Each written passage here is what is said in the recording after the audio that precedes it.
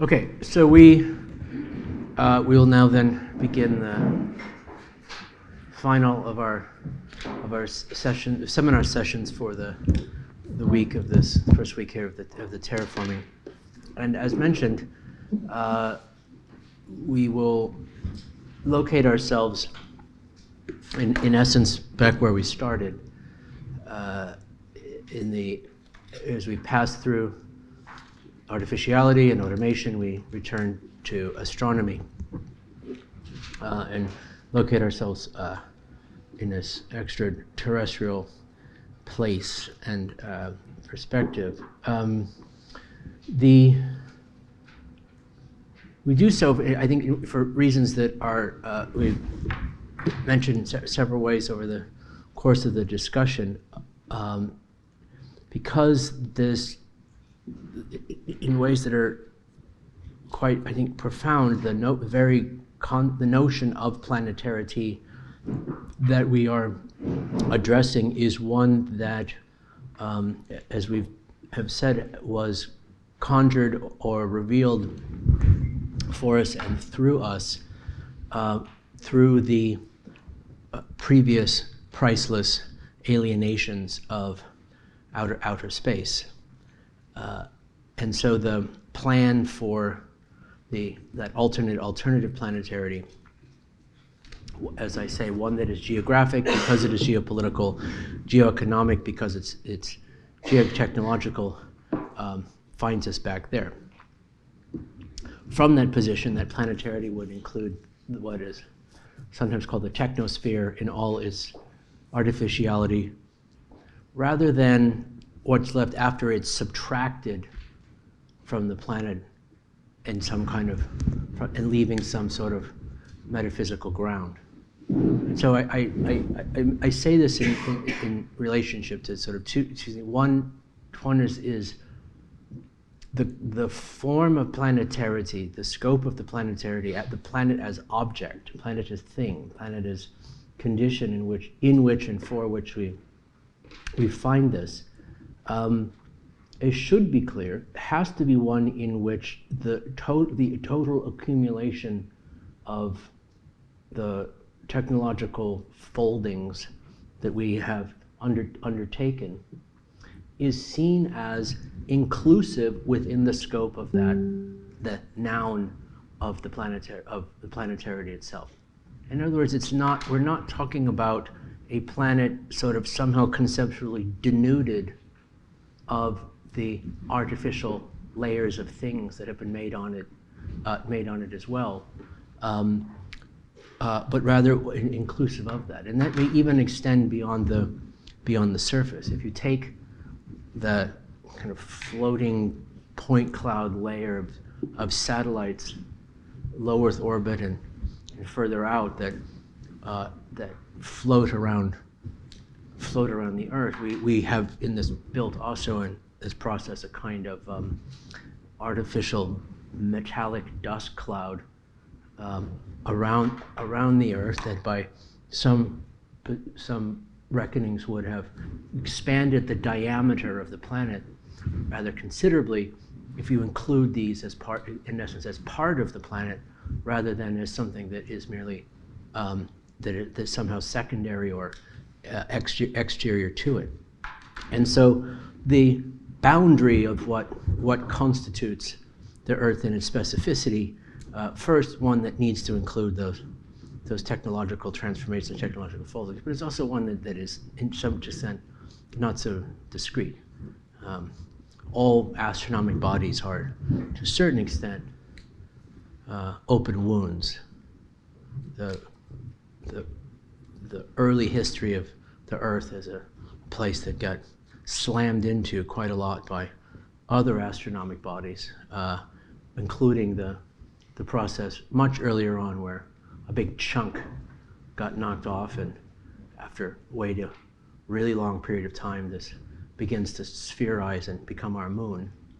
That's also, if you go back far enough, part of the Earth, and obviously back further, and then you get to, all the way back in time, you get to Big Bang and all the rest of this, and all the rest of this. But also because there's another discussion we have, but won't go too deep into it here, of other connotations of the way the term planetarity has been deployed within contemporary thought, and most specifically in its uses by Gayatri Spivak and Akili Mbembe. And in both of these, more or less explicitly, the notion of planetarity is defined as one that is a process that exists in some decisive contradistinction with the technological means by which the planet as object has come to be conceived as a kind of artificial domain. The planetarity is proposed rather as a kind of capacity for worlding a new form of inhabitation of the planet that is exclusive from those processes. And would want to, without going into too much more detail, draw that line, draw a sort of point of distinction. So once more, that just on our sort of definitional, that we're invoking this term to imply a kind of both of the sort of polytemporality and multi-scalar scope of that more or less and more continuous condition. So the polyscalarity of planetarity, from the molecular to the atmospheric and back again, means that we can't just park ourselves blue marble-like at a particular sort of fixed master perspective position and understand the scope of that unfolding from that one spot. This illusion of the Mercator projection doesn't help. But we are, as we talked about it in terms of the blue marble image before, it's still of interest to us, at least in several ways, but at least this one, in that the Mercator cartographic projection, right, you know, the two-dimensionalization of the sphere into sort of a flat map, and whatever country made the map is always in the middle of the sort of projection as well, is still is based on a virtual perspective of the Earth from however many tens of thousands of feet up in a virtual sky, drawn by map makers who never could have possibly sat in that position, but nevertheless were able to draw what it must look like from a place that it could never actually be, never actually sit, right? And so, as we were saying, it's not so surprising then that once it did become possible to go that far up, that those conventions and perspectival sort of presumptions of what we would see would be rendered according to the sort of virtual perspectives that had given them some degree of antecedents. We could imagine what it would be like to see the world from there before we actually could, and so when we could, we saw what we already knew we were going to see anyway, whether or not that's what was actually there. So, another sort of point of clarification on how we might mean this, and this links, I think, with some of the discussions we've been having about the necessity of the geopolitical shifts around this as well. The other and also to a discussion we were having earlier about about universalism. The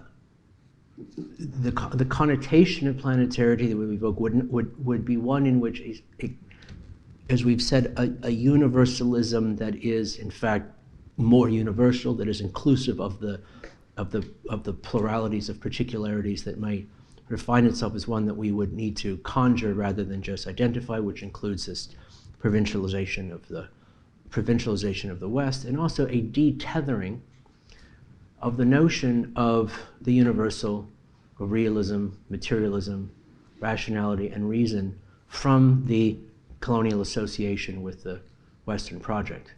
One of the weird things that the cultural right in the West and some veins of decolonial theory hold in common is the idea that universalism, reason, rationality, and so forth are uniquely domains of the West. They're not. They are a much larger something that is much that precedes us and will be long after us, around us as well. That being said, we all look at that possibility, and I'll come to the possibility of that shared universal history of a common planetary purge from different histories. There isn't any sense that that somehow bets are immediately settled just by saying so.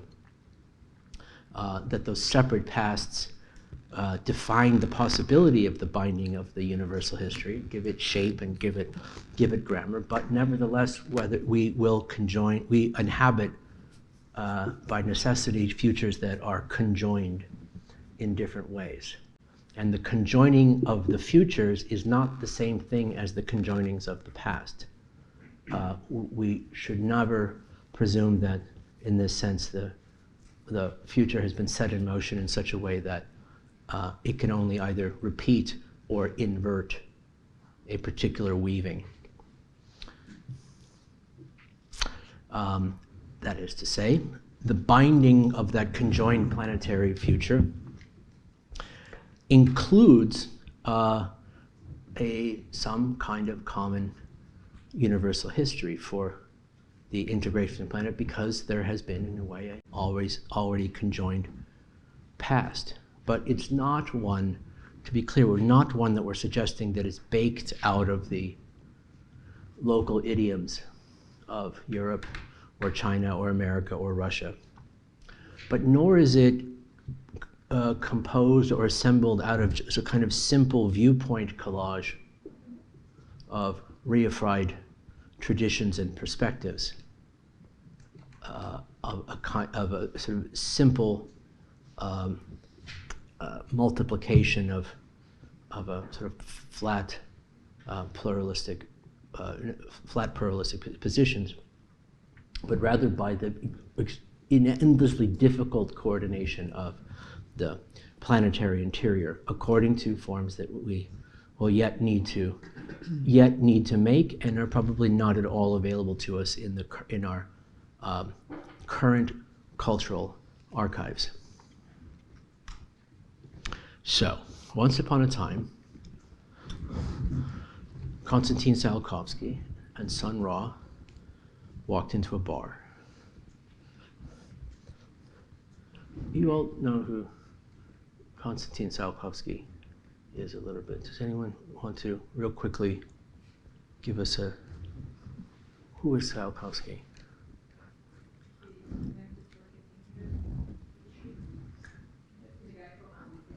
Yeah. So, the guy from what? It's a little city close to Moscow, and they have really nice cosmonautic. Good. Okay. I haven't been there, but I need to sort of go. Yes, we should get it. Right, and so he was also not only the godfather of Russian rocketry, he was, as you know, probably a sort of indirect devotee of Nikolai Fyodorov and the cosmists, and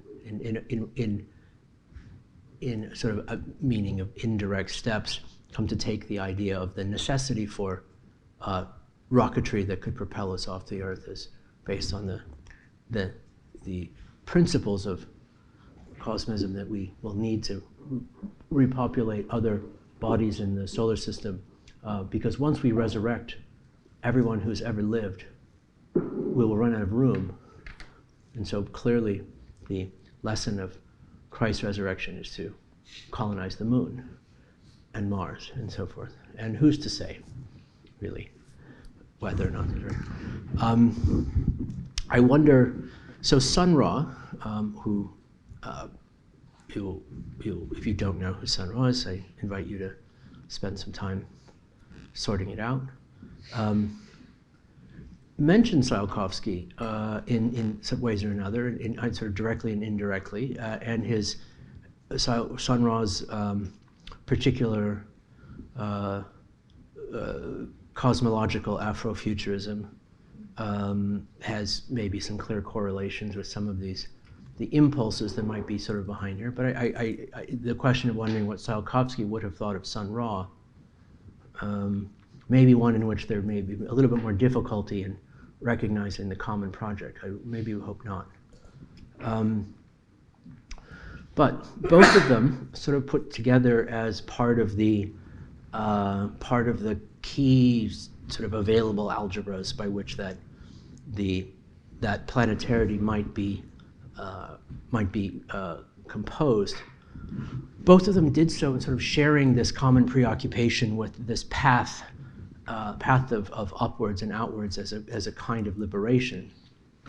As you know, for Tsiolkovsky, it was so that man could assume the gift intended by the resurrection myth to conquer death itself, to reunite the entire body of ancestors, and to graduate Earth up into the stars. And towards this, he pioneered the whole field of it was a pioneer, obviously, it was of the advanced rocketry that made the Soviet space program such a smashing success. For Sun Ra's metafuturism, it was also to evacuate Earth, but to evacuate an Earth that had been an Earth that had colonized itself in ways that were unacceptable. And so the venture beyond was also towards the approach was sort of a reunion of a different kind of diaspora, in the specific sense, African diaspora. In a less specific sense, given the fact of the archaic migrations of early humans out of Africa, specifically out of what's now Ethiopia, in wave after wave after wave after wave. Early Homo species went out of Africa long before Homo sapiens had originally evolved in Africa. We've sort of been wandering out of Africa over and over again in different structures, in different ways and in different waves, making settlements here and there.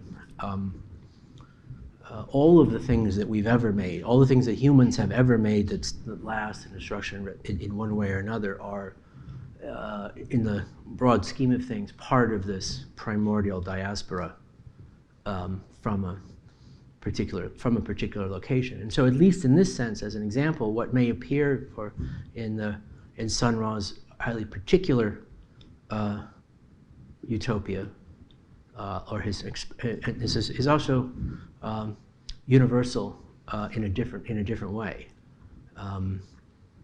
If for Sun Ra was in the sense that we're all part of a different form of the Africanization of Earth. So, if for Sun Ra space was in fact a place where the society and culture and systems can be totally reimagined, such to give power to the oppressed, as he puts it, then its status as an outside, as a place that's sort of outside, is then already put into question by the project itself. Outside of what? Space as escape. Space as a sort of pure space gives way instead to something else, kind of space as place. Space as place. And this is also, I think, a little of what we may mean when we conclude that what we discovered during the Apollo and Soviet era was the discovery of Earth itself as a planet. That space, instead of being exterior, as being void, as being a kind of metaphysical beyond, instead became the conditional possibility of another, more direct understanding of place and placefulness, which is the common planetary perch of the Earth and the historical foldings of our own evolution through it.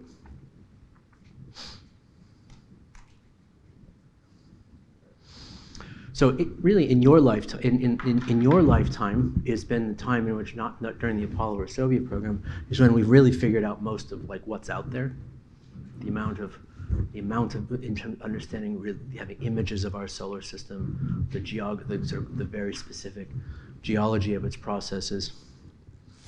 all of the exoplanets that we know of, we've discovered a little over 2,000 of them. All of them have been discovered since the Berlin Wall came down. Probably not related, but you never know. Could have been what was holding us back the whole time.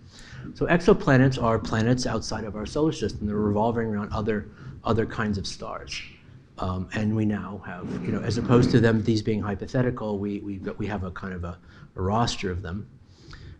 We've sent out, as you know, all kinds of animals and probes and robots, detected other exoplanets still in our galaxy, though, obviously. And these places then, in a way similar to what Kim Stanley Robinson called comparative planetology, that now that we have some reckoning of what's actually going on Mars, we can compare it to what we know of Earth, and n is no longer 1. We have some comparativity. This expands this quite a bit more. So Lisa Masseri, who will be joining us here in Moscow during this week, I also said things as like the next time that I'll see you after this week will be during our Space Week, where we'll be going a little bit deeper. We'll have a number of other lectures for you on this as well, in addition to Ellie During and remote call-ins from a whole bunch of interesting people. Lisa Masseri, who's an anthropologist at Yale, will be coming in and working on her recent book, Placing Outer Space, an earthly ethnography of other worlds. This is really fascinating anthropology of, in essence, the scientists who study exoplanets and who are put together tiny little bits of inferential information about what must be going on with these planets. They cannot obviously be directly observed in many cases. They might be observed simply because of the kind of perturbations that they have on the infrared light signals from a nearby star, that we know something must be there because it's distorting some degree of the light spectrum. Nevertheless, piece all of this information together in such a way to create a kind of virtual world, to try to imagine what it would be like and what those relationships would sort of be. This is another kind of placemaking that is similar. So, in the sense that as space becomes place, its outsideness is at best relational, and so that overview effect, that's supposedly looking back at the Earth from the sort of now realized Mercator observation point, is always a kind of like, it could be seen as a sort of like there's another overview what's inside the overview, right? There's the overview position, and then there's the overview position that observes the overview position, and in this infinite regress, we always return home in a way. So,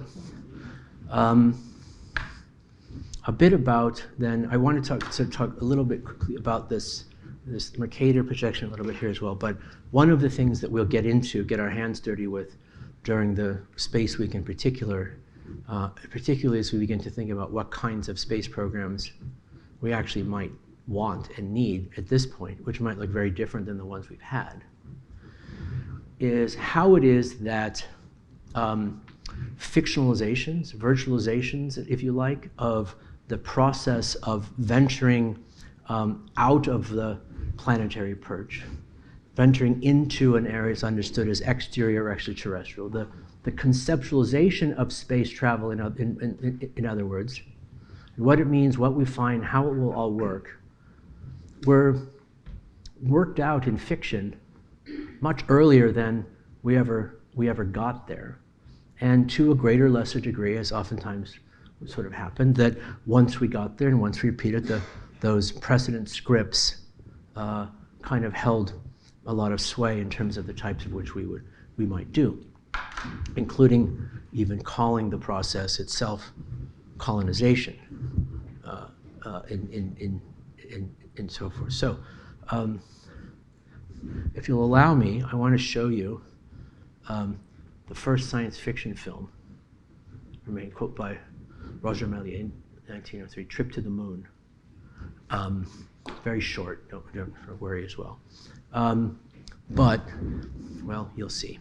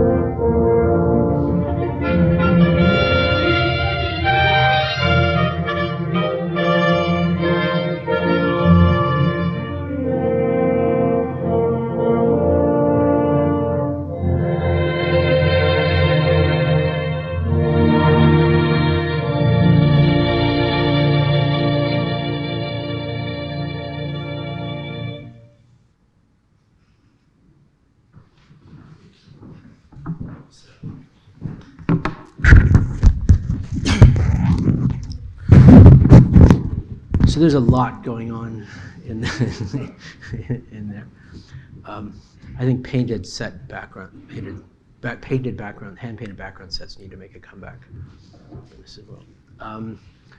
So that's the script for every science fiction movie you've ever seen, or another. Now, then back to skipping forward a little bit into from the beginning to the middle of the 20th century. This projective displacement of society itself into outer space as a kind of literary projection or scientific exploration was also obviously had made use of the legacy of utopian thought, by which the displacement of society into a encapsulated interior. Right? More's utopia was an island. Atlantis was a place. So utopias are always bounded interiors where there's a capacity for a completeness and enclosure around here of this as well. But it was a way of sort of imagining a kind of reboot in which everything changes, but actually everything stays the same. So if long time ago it was in a land far, far away, in an island on the other side of where monsters lie, or a long, long time ago, the Anthropocene era was to distant stars, in a similar kind. The preference was to go off planet to build these and imagine these little mini society prototypes, utopias, dystopias. Bogdanov's Red Star, roughly the same time as the Méliès thing was another example of this same kind of thing. And so, in many ways, also our ideas around the managed encapsulation of the spaceship are similar. By the late 20th century, when we actually did go up there, as I said, in certain structures we'll get into in ways, the script was already set as to how this would work and what we would find. One aspect of this, back to this universal and particular generation of this as well, is interesting. Both the U.S.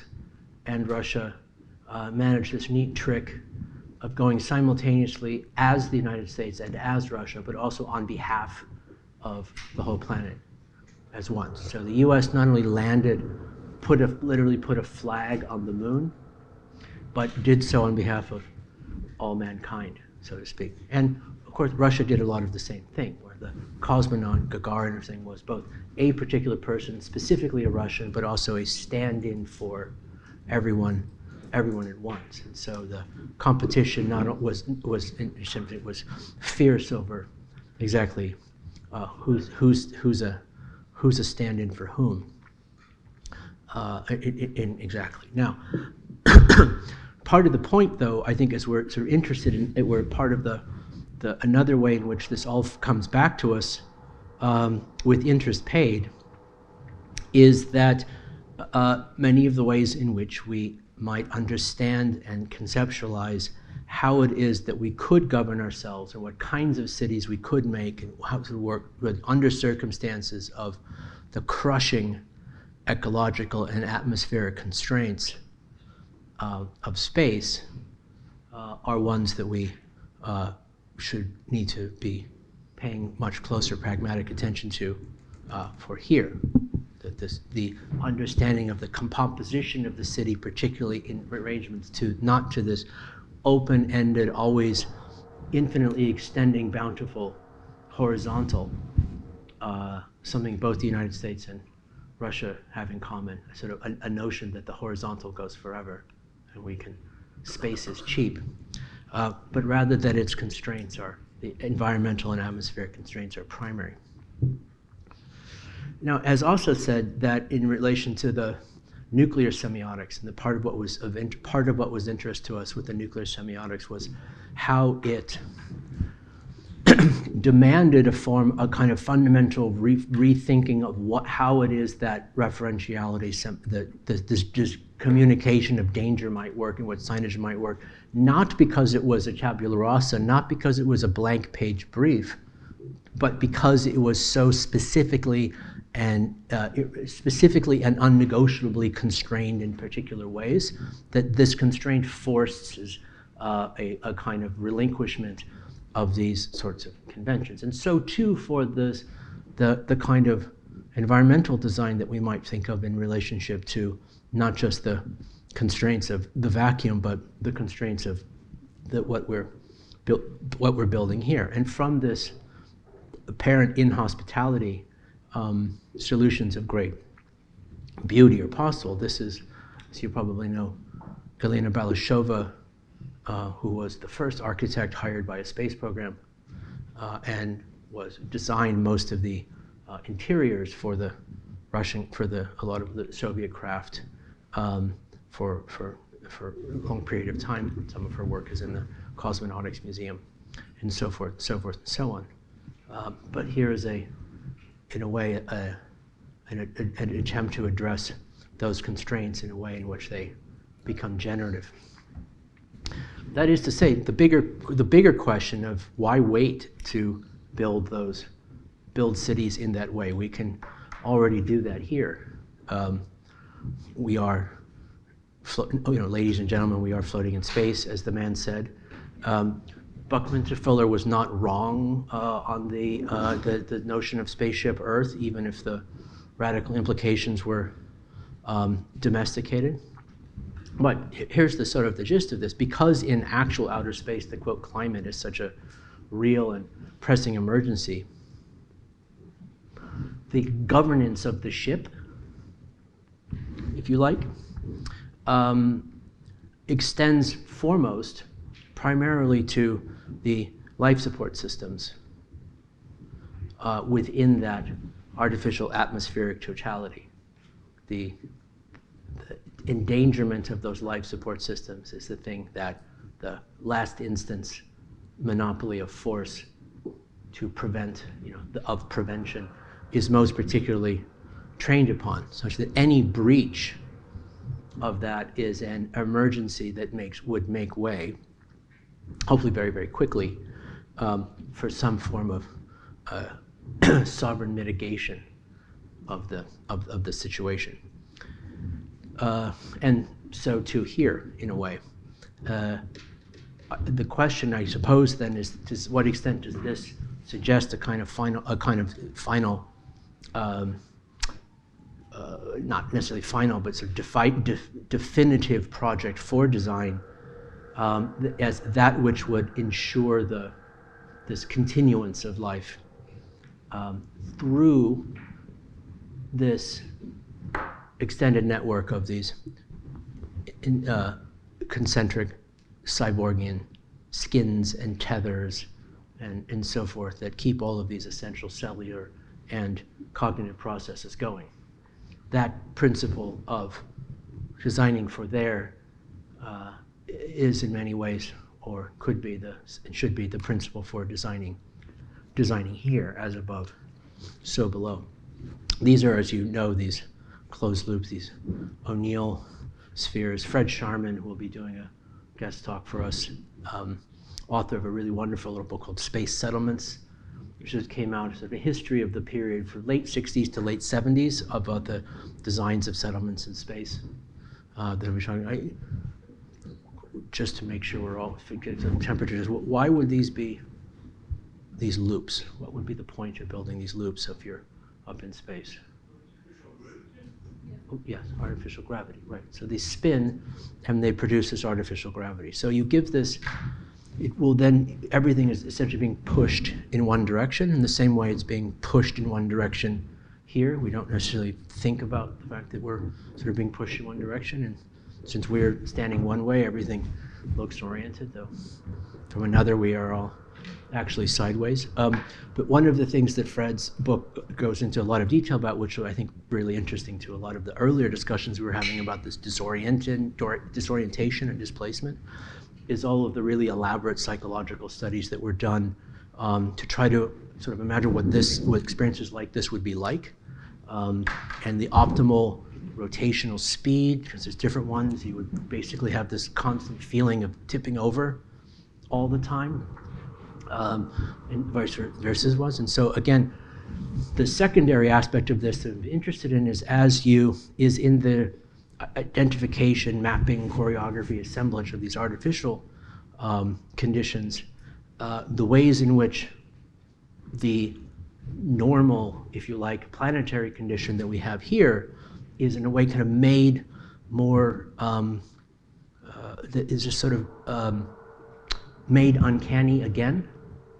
That the ways in which what we take to and experience and feel as a kind of situation that is like the fish in water, we don't see and we don't know, that kind of disorientation and making uncanny of the circumstances becomes clear. This becomes the basis, hopefully, of ways in which we realize the scope of plasticity of those conditions, not just here, but here as well.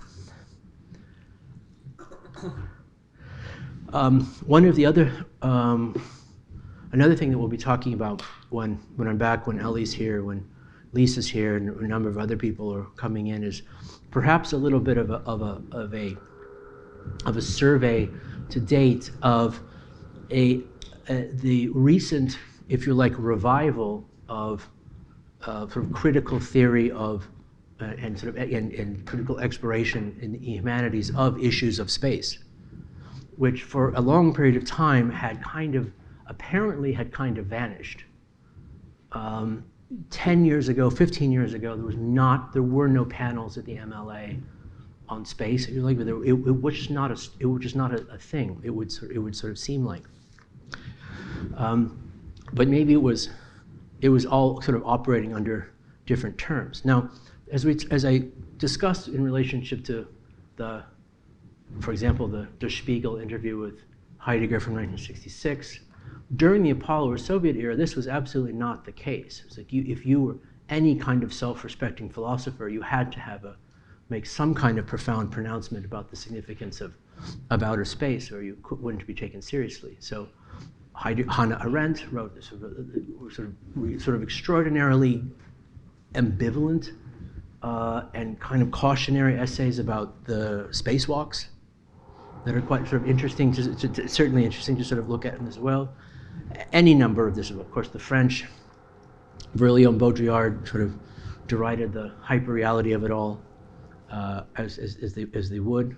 And any number of sort of other examples from this particular period. But in a way, after the Apollo, maybe it sort of corresponds with the end of the Apollo program and of the manned space flights in the early 1970s.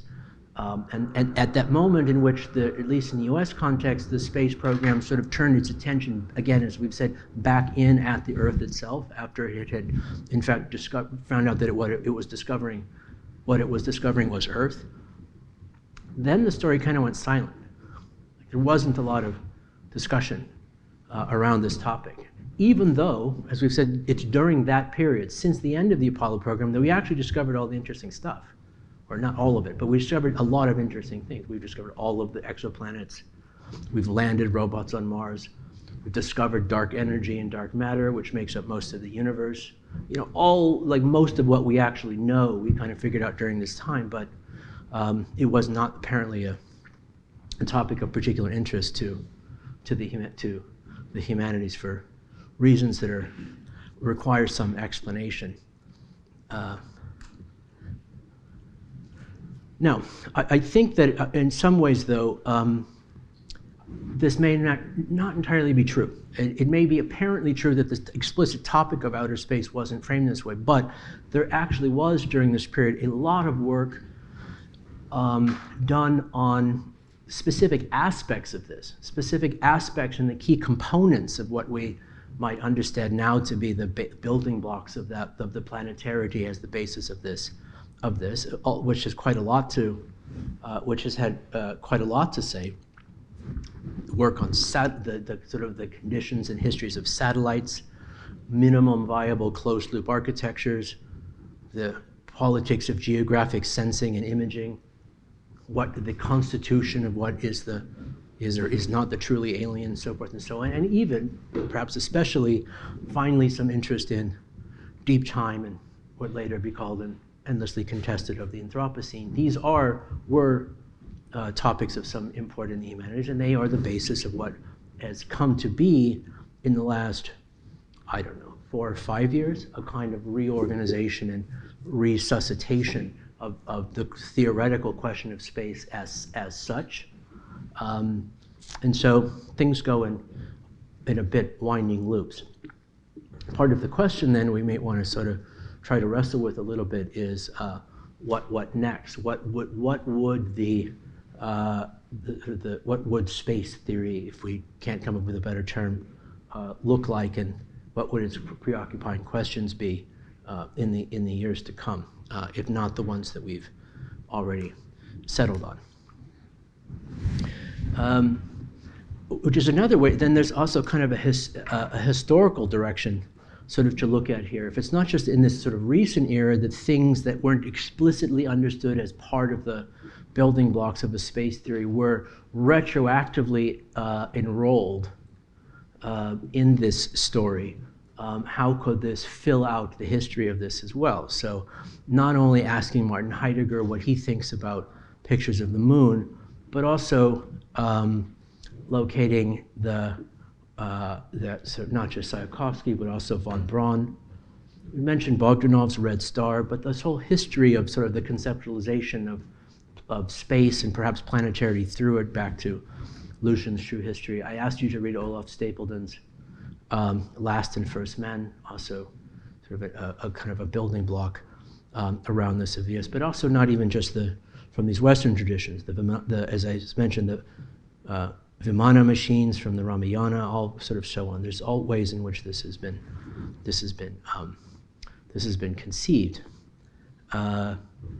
in terms of this debating and definition of planetarity. Now, clearly, the issue of, just to make sure that we it's explicit that this question and theorization of space and this question of planetarity through the question of space has a lot to do with what we actually mean by the observation, organization, knowledge production around those extraterrestrial areas, but it also obviously has everything to do, and this is the point I make over and over again, about how it is that we define and organize the planetarity of the primary perch of Earth.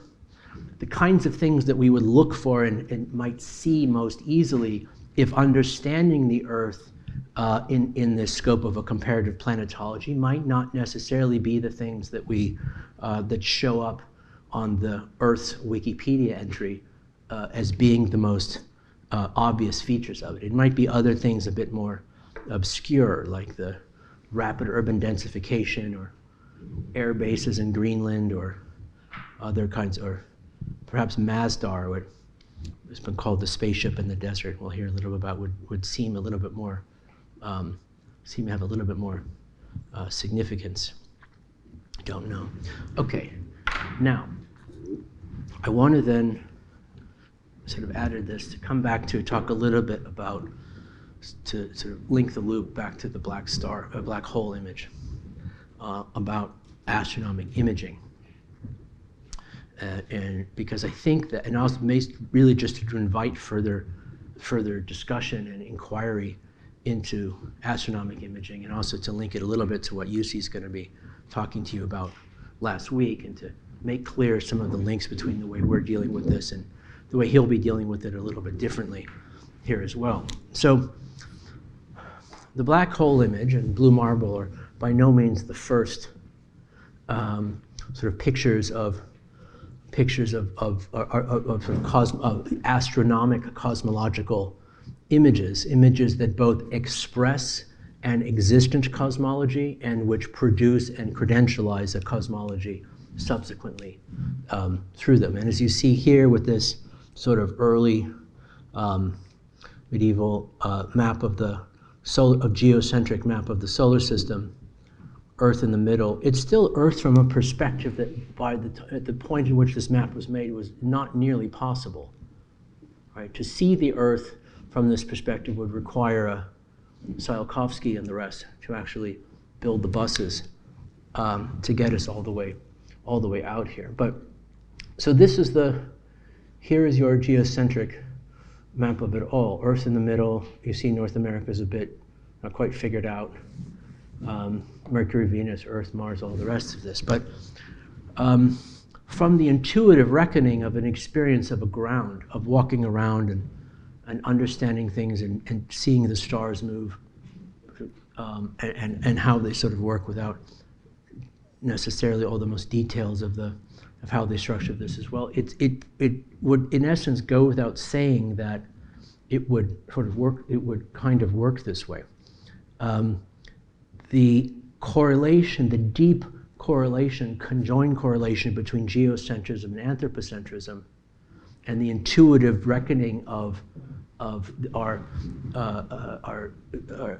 sort of default folk perceptions of the world are a conjoined history. They're a conjoined history not only in terms of our lived experience of the world, but also in terms of how we have experienced our experiences of the world and communicated the experiences of the world in these kinds of images, which of course, as you know, so you can see the cross there in the top left, are also mechanisms for they are org charts in addition to everything else. Not only is this an astronomic description, it's a demonstration of the scope of a cosmic order. Interesting here is then you'll see that red line around the scope of this. This is the sort of you might say the top of the sky. On the other side of which you've got an as yet to be resurrected Christ on the top left, and a number of angels and perhaps perhaps God, someone else, I don't know, on the sort of the top right. But this concentric org chart of the world and this cosmological function is what it is. However, math being what it is, once you start tracking those movements of the planets and the movements of the stars, it gets very, very, very difficult to actually reconcile this with what you observe.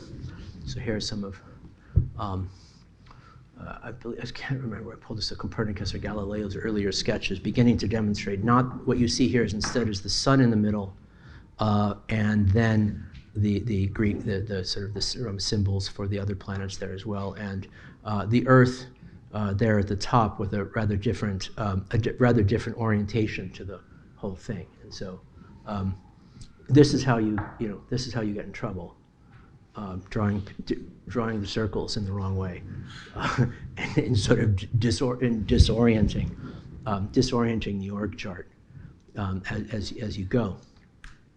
So this roof of the sky was what was called a number of different names, but one of which is most called the celestial firmament.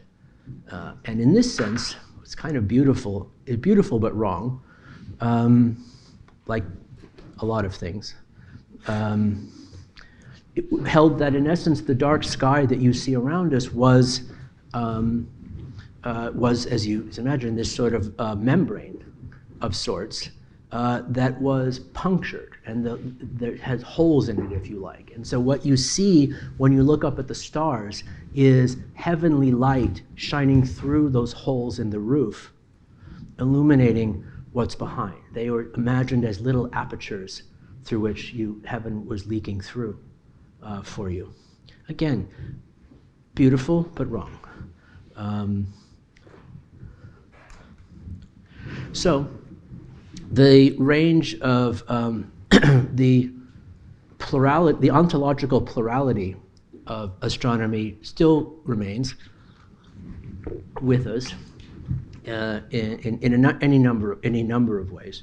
The history of geocentrism and the history of flat Earth theory, it should be said, in all fairness, are not the same. Right? The history of geocentrism had a much longer career, defended itself much more voraciously, as Galileo has come to find out, than that notion of flat Earth. You all know this, but for the most part, all seafaring cultures had figured out that the Earth wasn't flat a long, long time ago, because they noticed the mass of the ship coming up over the horizon. They noticed how their sextants worked, allowed them to go to the sky. Like the roundness of the Earth was not particularly controversial.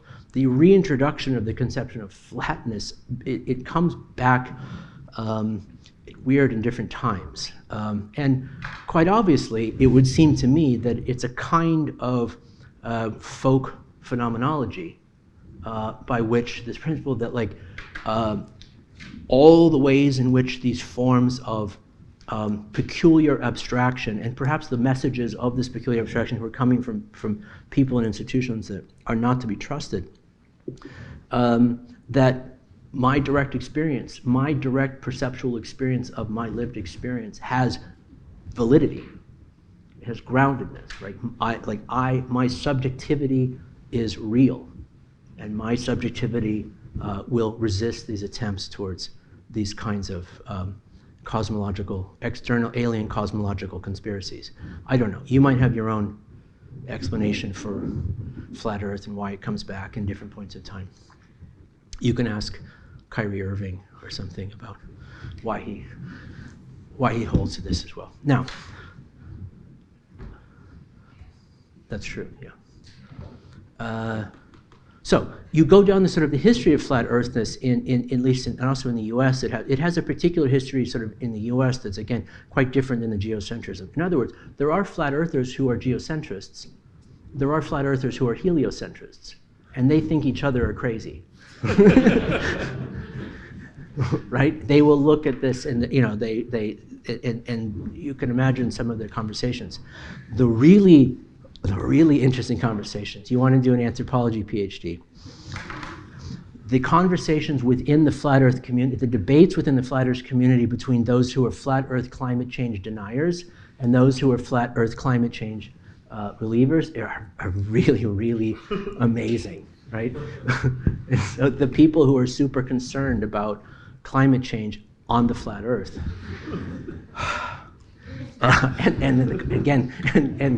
the debates that they find themselves into with those who are on both sides it's complicated, right? There's a lot of positions within here as well. So now, and as ways, and in other ways that are not so to be expected, there's also a kind of peculiar subculture within the extreme cultural right of the Catholic Church. Not only are they not interested in Vatican II, but they also think that, as you can see here, Galileo was wrong, and they will argue for the geocentrism on all kinds of convoluted grounds, but mostly it has to do with the principle that heliocentrism demotes, distorts the relationship between God and man in ways that is in itself as a first principle unacceptable, and cannot be so, and so this needs to be rearranged in some way. So if it's not clear that I actually see some link between these kinds of gestures and the apparently more complicated, sophisticated complaints of Husserl was making earlier, that should be kind of clear.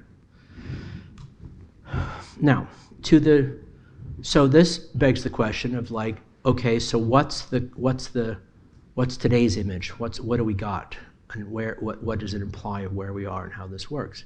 So I showed you the black hole image, which is, and said things about its significance, and said that it would have to be on the list of the most significant images ever made. Another one would have to be this, the Hubble Deep Space image, which you might be more familiar with as well. And so, for those who are not, the Hubble telescope is in orbit around sort of the Earth, and in a period of time, it was, after they fixed the lens, it was trained on a very, very, very little small part of the sky, which over a long period of time, weeks and weeks, did this super long exposure of what it could find in that, looking in that one little speck, and then produced this image of its reconstruction of its visible light traces of what it saw.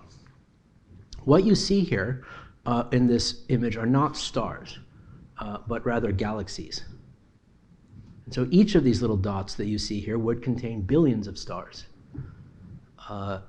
And the very, very high resolution version of this, which you can download from the NASA website if you like, you can zoom into this image and you can see these tiny little dots super far away, which are also galaxies. They're just galaxies that are really, really, really, really far away, which means, because of the way in which the speed of light works and the structure of space-time, they're also really, really, really, really old. Or the light that we are seeing from those stars is incredibly old.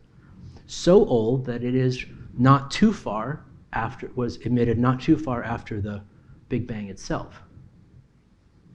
So in this image, you're in essence not only able to look all the way out as far as there is to go, you are also in a way able to look all the way, almost all the way back in time as far as that goes.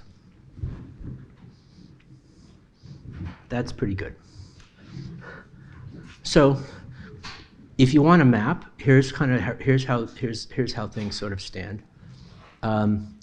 You have a kind of galactic center in the middle, these sort of concentric structures of galaxies around us, the very earliest galaxies that appeared sort of after the Big Bang, and then cosmic background radiation beyond that. And beyond this, nobody knows. So, to link this a little bit to our discussion about the cosmological imagery and the construction of a astronomic cosmology and the implications of the astronomic cosmology for the definition and scope and project of the planetarity that we make here and why they're sort of always linked. Another side of this is the kind of cosmological imagery that's not a picture of space or a picture of Earth from space, but it's in essence a picture of us that it, in a way, is meant to locate ourselves within that cosmology in a way that either could communicate itself or at least account for us within this cosmology. And sometimes these are meant literally to communicate to something a little bit like the nuclear semiotics at the disposal site of We don't know who would read this, but if they do, we want to make sure that there's something there.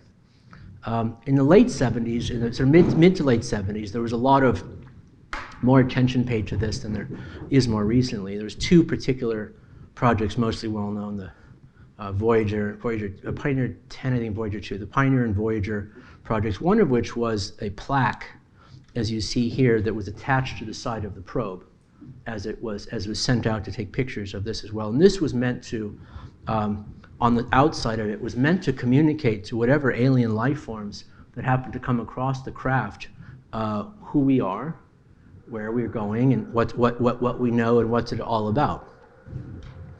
So you don't have to go much further than the Wikipedia entry to sort of figure out a little bit of what's supposed to be going on here.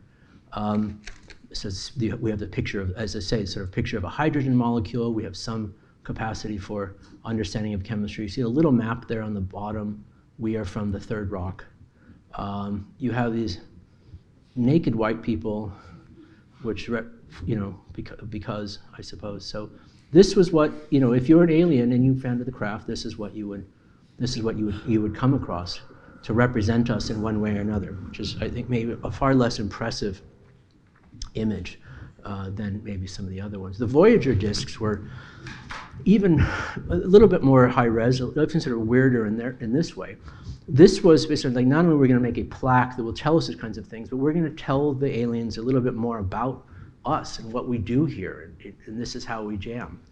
And so we sent golden LPs, records made out of gold, on which we put all of the world's music, recordings of great speeches, the sound of birds, all kinds of things. This big curatorial project to figure out what should go on the box set of Earth, so that the alien DJs, once they get a record, will know what to do. will have something to do.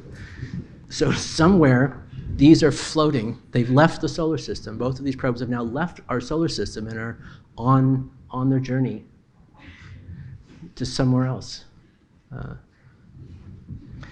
Other ones, this is kind of an interesting one. You see, these are all the same message as you see here. This is the Arecibo radio telescope. So remember I had mentioned to you, I'll talk to you a little bit about this, but about the Drake equation and the Fermi paradox, and one of David Brin's sort of now famous dark forest response to that. The Fermi paradox was don't yell in the forest if you don't know what's going on. So the Arecibo message is us yelling really loud from a radio telescope in Costa Rica that was sending out this binary signal. The 0-1s are beep, beep, beep, beep, beep, beep, beep. Obviously too regular to be accidental, which if you sort of, you kind of look for the pattern, what you get is a kind of super low-res version of something like the Voyager disk there. Most of this is incomprehensible to me, other than that's supposed to be a spaceship at the bottom, and that's supposed to be a person in the middle. But some of the other thing has to do with sort of chemical structure of hydrogen, things that we assume would be literally a universal physical constant. And if you sort of communicate these universal physical constants, it implies that we know things, you know things, we have this sort of so more cosmograms. Now, I want to dial us back a little bit to the mid-20th century space programs and to talk about this relationship of the who's we exactly of the astronauts that have gone out there. We mentioned a little bit the nice trick the Americans and Russian sense of sending Americans and Russians both as Americans and as Russians, but also as stand-ins for, supposedly, in principle, for all of us. And and of course, in a way, they are.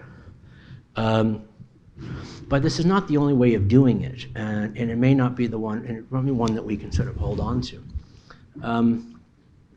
I mentioned in the book of talking about this Ukrainian scientist, and indeed the Ukrainians had a lot to do with the Soviet space program. It was by no means all the Russians, who is one of a lot of space scientists who was working on the sending of other kinds of vegetable life forms into space itself. And I don't go too much into the book here as well, but she's, if you can find a little bit more on this if you like, she's sort of quite explicit about why it is that she sees these vegetable organisms as really the best representation of the kinds of Earth life that would need to go. But I want to talk about dogs more particularly, and you know, it's about Laika and Belka and Strelka and the rest of this, and like what set up the possibility of Gagarin being like all of us at once, and Buzz Aldrin and Neil Armstrong being both themselves and all of us, was already the precedent identification of the kind of universal subjectivity of dogs, I suppose. And as I mentioned, this idea of thinking of ourselves all as dogs in some sort of way is also that Diogenes, the sort of Greek philosopher from the very notions of cosmopolitanism, comes from. The premise of the cosmopolitanism of the sort of the co-community of all persons is because in sort of we are all sort of part of this glorious dog-like community. So don't take a dog being as necessarily sort of a bad thing. There's some wonderful books on the history of the Soviet space dog program I can send along to you. The Cosmonautic Museum a couple years ago had an incredible exhibition, it's no longer there, about the little suits that they wore and all the rest of this as well. But the basic idea, as you know, is that they would go around and gather stray dogs off the streets of Moscow that had managed to survive the winter, based on the ideas like they're rugged. We don't have to train them at all. They're going to do fine when we send them off in space because they're walking around the winter Moscow sort of all the time. And so we went through a lot of them. One of the things they, you know, Laika, Belka, and Strelka we know, but there's, you know, Tezek and Saigon and a bunch of other ones and sort of this as well. The U.S. or sort of say did a lot of a little bit later on. They're trying to play catch up, but when in the early years, the Apollo 1 mission, which, as you know, was a disaster. Instead of sending dogs up, the U.S. sent chimps because they had to sort of like catch up on this as well. So they had to get closer to the sort of human structure of this as well. And like the Russians, they went through a lot of chimps until they figured this out. But unlike the Russians, who gave at least would like name all of these, the Americans named it Albert. So they're all named Albert. There's Albert 1, Albert 2, Albert 3, Albert thing. And so like as a way to sort of not personify this, not give personality or personhood, if you like, to the chimps. They kind of all pretended it was the same chimp.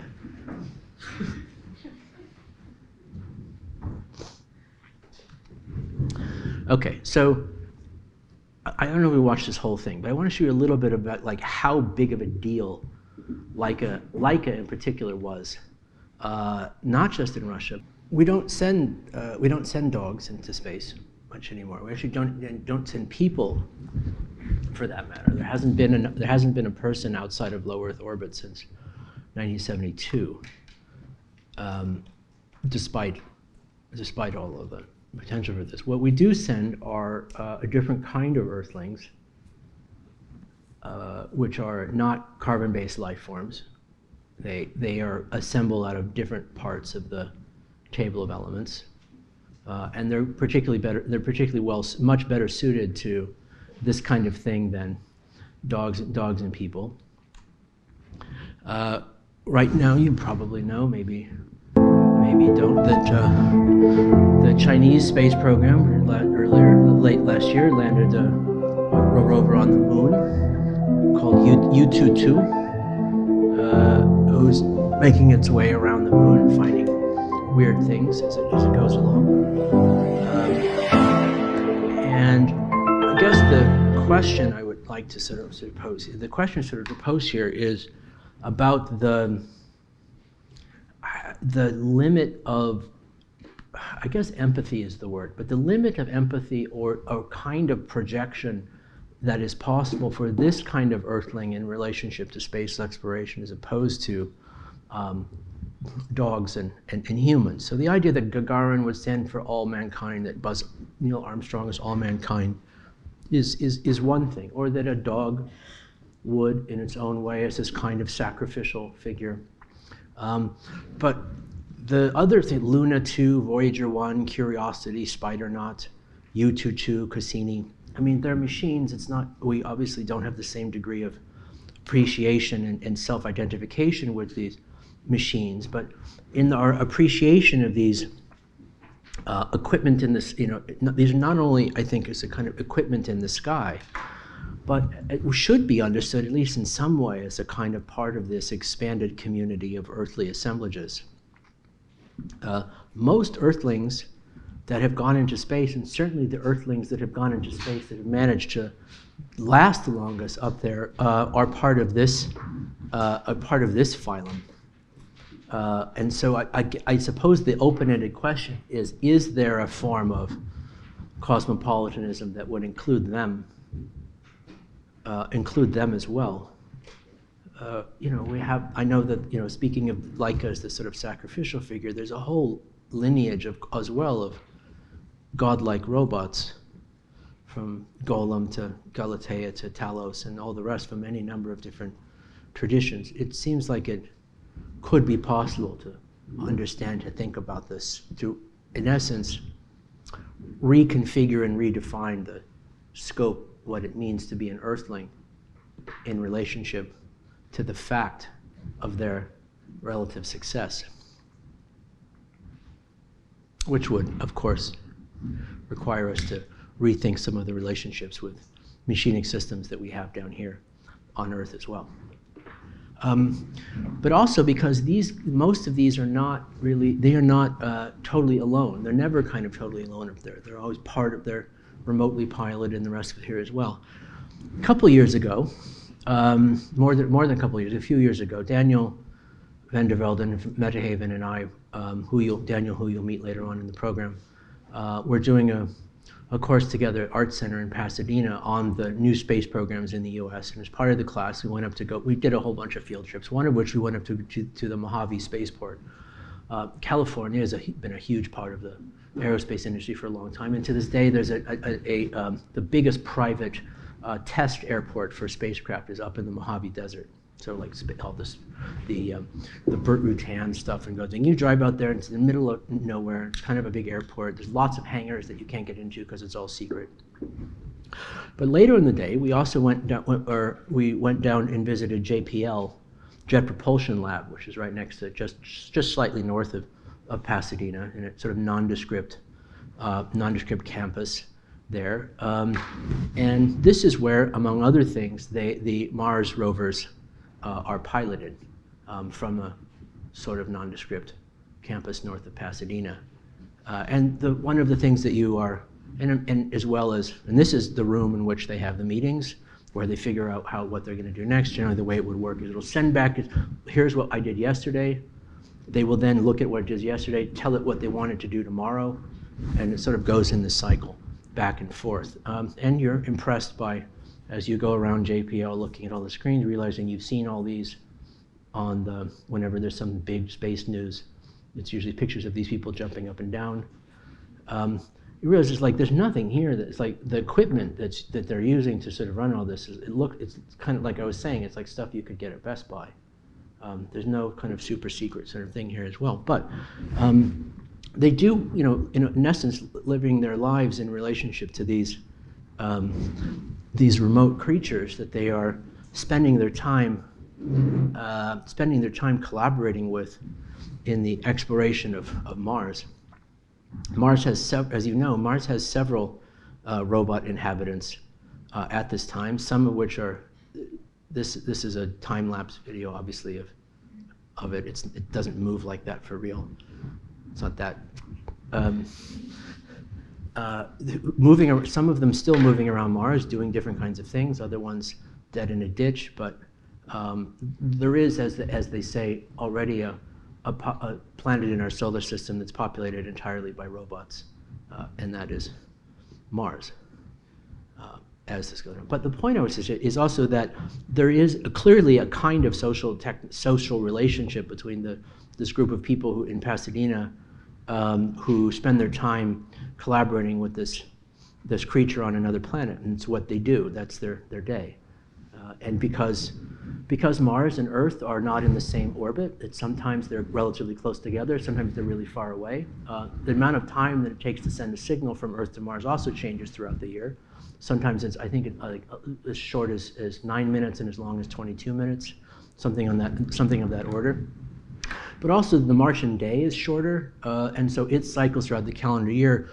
It goes in and out of sync with the days here on Earth. And so what is sunrise on Mars sometimes syncs up exactly with what is sunrise here on Earth, and sometimes they're completely out of whack. And so a fair number of the community of people who work on the Mars rover and spend their time interacting with it live on Mars time, because that's the time that the robot lives on. And so that means they get up at 1 o'clock in the morning, because that's when to get up, and that sort of rotates around on this. And there's actually enough of them who live on Mars time that there are businesses that open and close on Mars time in the area, because that's when their customers need to come in and drop off dry cleaning or whatever, because that's what time it is on Mars. There's something to this that I think scales. All right.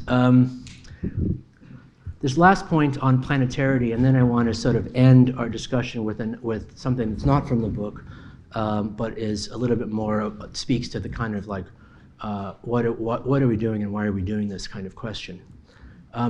This last point, to sort of link this back to the Copernican turn and the Copernican trauma here, it says as well, is to reiterate this point of difference between what we might call a world and what we might call a planet, and the different ways in which that they could work in relationship to each other. And I'll just go through this and see where we're at. The term world, quote unquote, can mean a few different things. One, it might mean the coherency of perceptual and cognitive experience. Like the dog lives in its own little world. The slug lives in its own little world. There's a way in which a different entity would experience the world differently, what Jakob von Uschel called the Umwelt. And then there's also this concept of the world as in an astronomic body, like Earth is our world, the whole world. How big is the world? The diameter of the world. One is about the way in which that place would appear and be experienced as a coherent, as a kind of coherent structure, which might be very different from species to species, and the other is the planet itself. The fact that these both have the same term in English, but also in French and Le Monde and a number of other languages as well. Some they're quite distinct. But the conflation of the two, world and planet, or world and world if you like, might seem kind of stupid and naive on one side, or quite interesting and wise on another, depending on which direction it goes.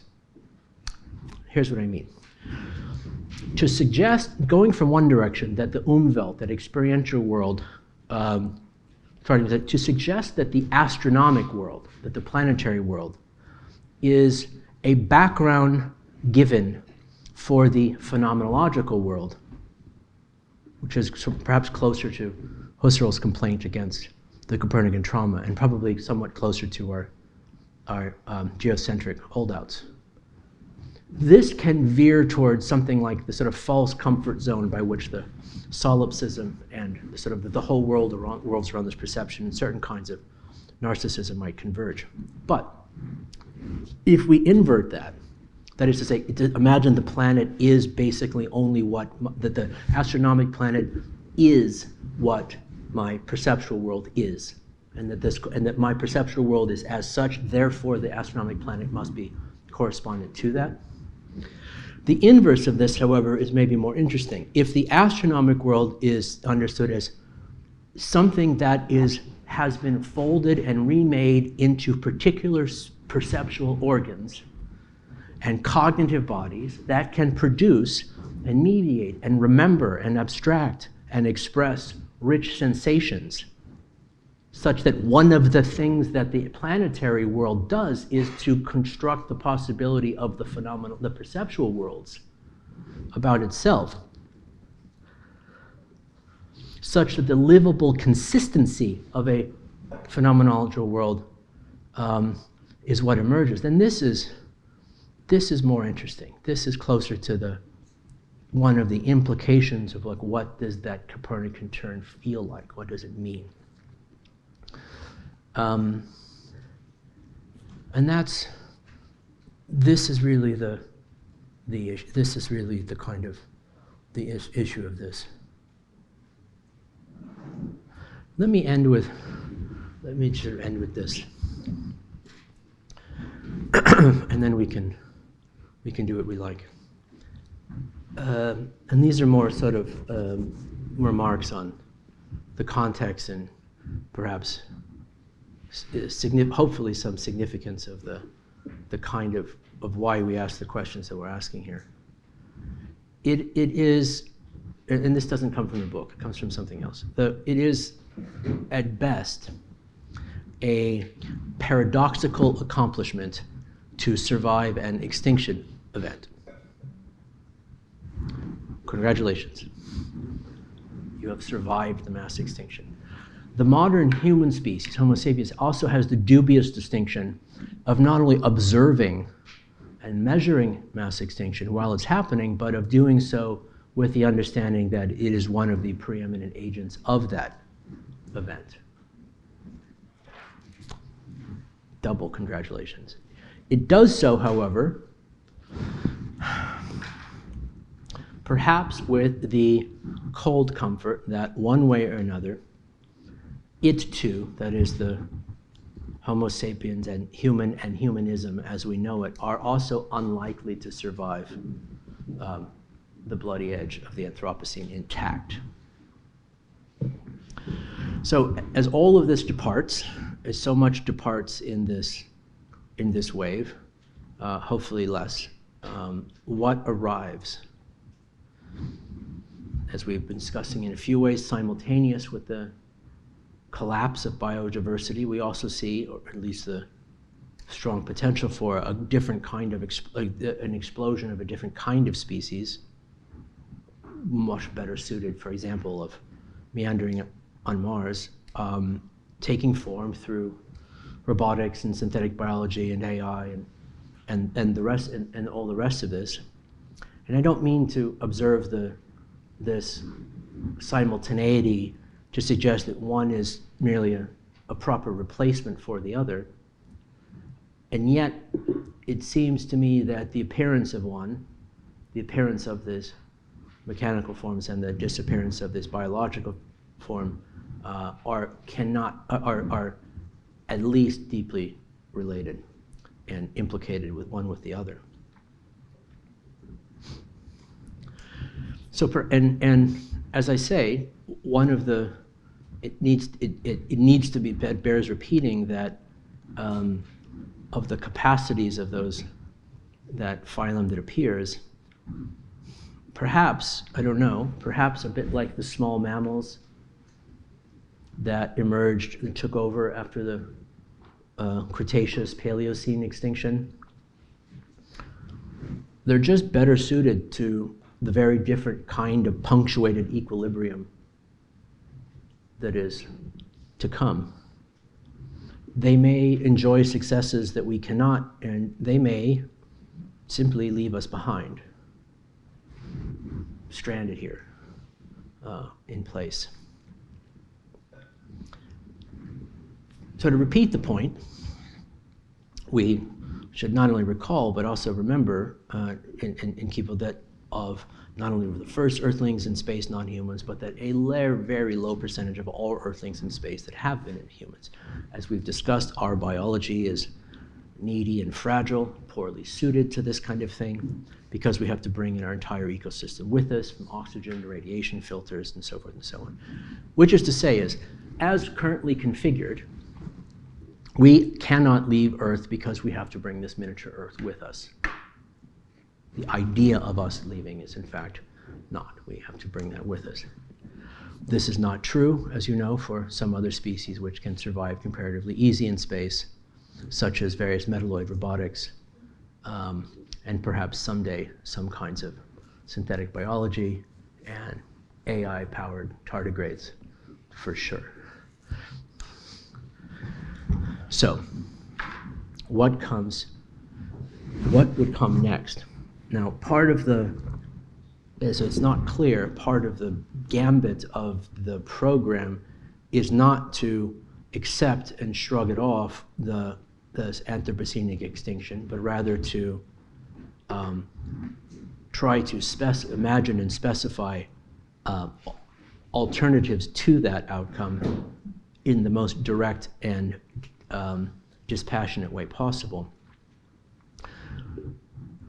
One possible name, rather horrible name for what might come after the Anthropocene, we could just call the post-Anthropocene. We shouldn't, but we could. But just as a sort of thought experiment, we might say that the only thing we could say then about the if the Anthropocene is a geologic era in which the dominant primary geologic actor is Homo sapiens, the post-Anthropocene would, by definition, be one in which humans are no longer the dominant geologic actor. So what is? Those new earthling species, quote unquote, they are the ones that might prove to be more fit, better at making the next evolutionary steps than we are. We don't know. So for us to survive, we might have to become more like them and less like what we are now. In this sense, is this becoming something other than human? I don't think so. I think it's becoming human, it's being human in a different way. In the longer view, for some, Homo sapiens' role may be something more like a kind of enabling intermediary in the broad scheme of things, the 3 million year career. Something like an enabling intermediary between early primates and some as yet to emerge phyla that blends organic and inorganic flesh and thinking in a new way. And that might be something of a point of convergence, perhaps between a robust version of whatever we call artificial intelligence and the deep ecologies of voluntary extinction. Doesn't have to be, though. That is, instead of disappearing, we might better survive by further perforating the boundaries between animal, vegetable, and mineral. Now, in light of this, we might come to see the pleas to make technology serve humans, to serve human needs and desires and requirements as, in some ways, sometimes misguided and sometimes even suicidal. To be clear, staring into the abyss of mass extinction, the drearily common refrain, again variously implicit or explicit, is to identify modern technology as the main culprit here, and to conclude, therefore, that the most fundamental and decisive solution is to de-technologize the planet and to rehumanize ourselves, one presupposing the other in measure. This is among the worst possible plans, both philosophically and practically, for several reasons. One, it is tragically deaf to the priceless Copernican trauma of the anthropogenic precipice, that our status as the dominant geologic actor is fleeting, and that in order to survive, we will have to become something that remains human in one way, but is not necessarily recognizably so. But also, but other things besides.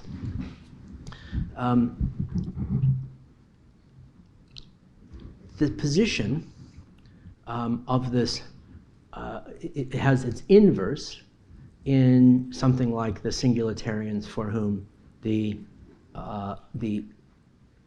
what they understand to be the accelerated technologicalization of the human form becomes a inevitable good in its own right, and I think the two in many ways have much more in common than they might realize. Both of whom I have endlessly frustrating discussions, and both of whom I think have made it unnecessarily difficult to think about what really should be the most viable relationships between our species and technology. That is, both of these have made it much more difficult than it should be to address the inevitable, whether we want to or not, terraforming project that really constitutes the eco-geopolitics of the century to come. By defining it, and either by disqualifying it a priori as a kind of metaphysical atrocity, that's the Heideggerians, or something that would simply sort itself out all by itself with the invisible hands of Moore's law.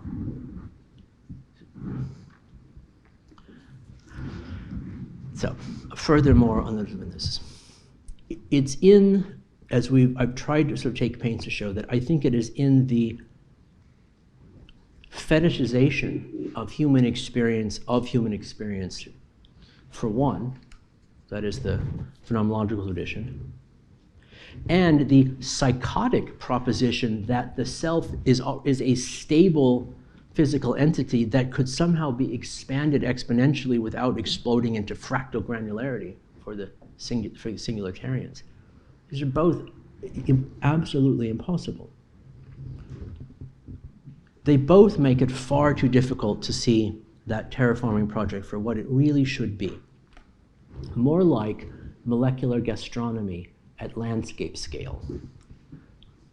A resorted and restored ecology designed to taste itself in new forms of richly spiced and imaginatively sauced mutual ingestion.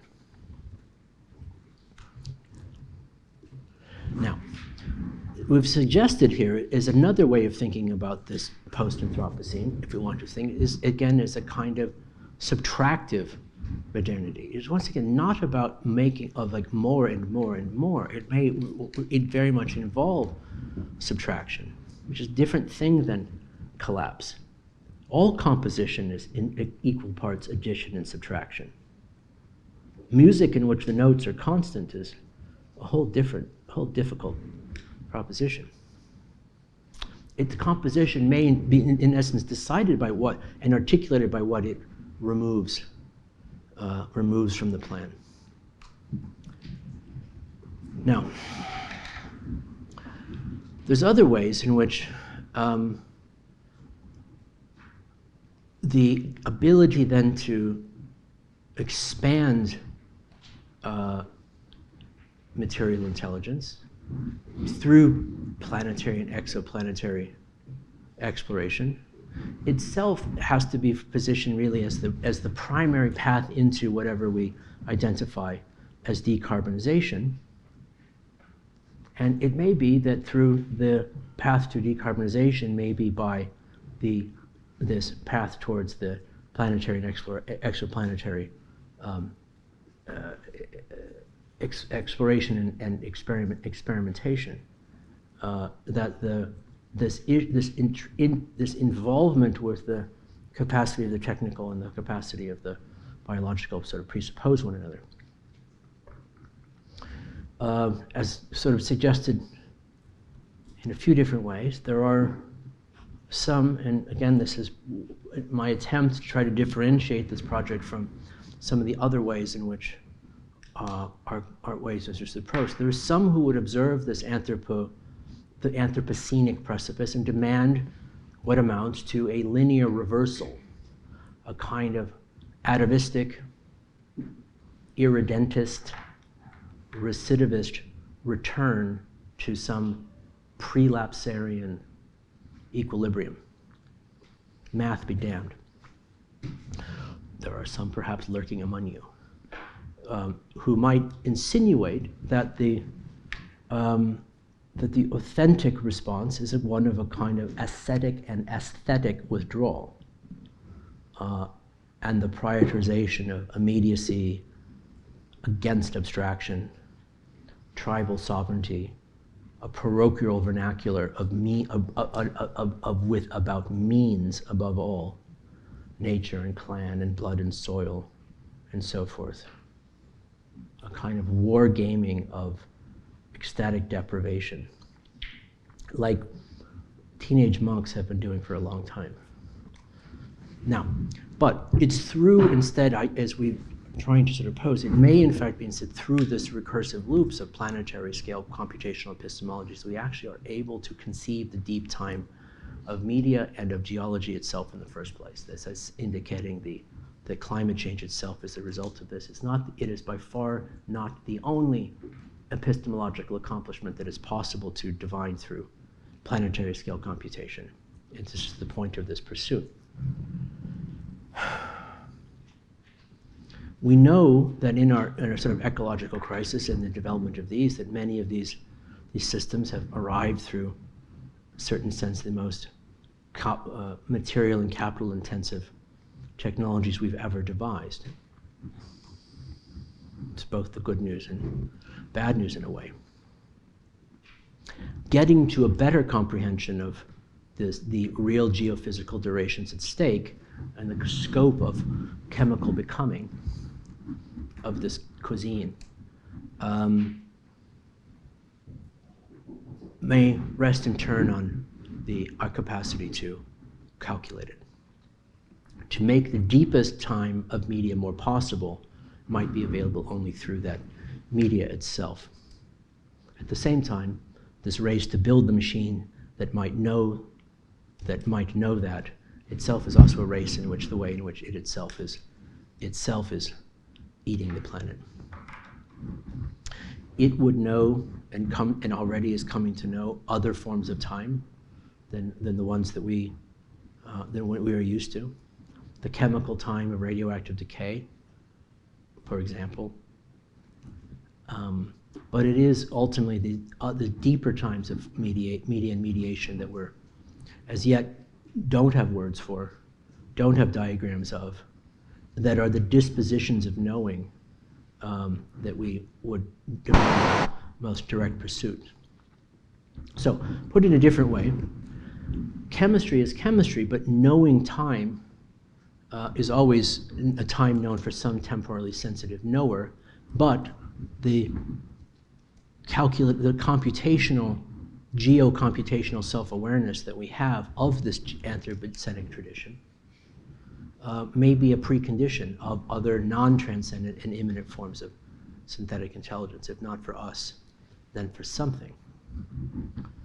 And that possibility, the possibility of that temporality that cannot be known, may be a different kind of Rorschach blot, through which we come to decide how we think and feel about the idea of a unthinkable alterity that may already be imminent in the conditions that have produced us. And to be clear, just to respond to a little bit, for me personally, none of this is really about the future, per se. It isn't, in such as, if what the future means is some sort of like, about what is next, or what is new, because I don't really believe in these things, that change itself operates really on the local scale of centuries and continents, and is better seen as the recomposition of a far deeper earthly archive, including the forms of planetary trauma like asteroids and volcanoes and species collapse and all the rest of this. So something comes next, something comes after the computer even. In the next machine, whatever comes after computation, and the next economics, they may be simultaneous arrivals, and they may be they may not be. One may be a predicate of the other. The eclipse of capital needs to be achieved before that next machine can appear, or the next economics can, and so forth and so on. This distinction and discussion and debate that we've been having about whether or not the economics must precede the technical must precede the economics, the conditions in relation to this as well. We can continue to have this. What we do not want this discussion to become is to be something like the pre-millennial versus post-millennial schism in various interpretations of the Book of Revelation. Like, does the Antichrist return before Jesus, or does Jesus return before the Antichrist? This will be a bit of a waste. Real conclusion. The interest in this discussion around the Copernican turn and this critique of anthropocentrism is not about the elimination or displacement or suppression of human sentience and sapience and affect from these dramas. To the contrary, but rather to specify it. But really more to conceptualize a world and to compose with it according to a model that, as I say, would locate human consumption and production cycles with the more specific care, more deliberately dispassionate positions. And through this transformation of our species becomes a bit more accessible. That is, one lesson that we should take from the Anthropocenic predicament is that epistemic anthropocentrism, that the point of the world is that it is here for us to experience,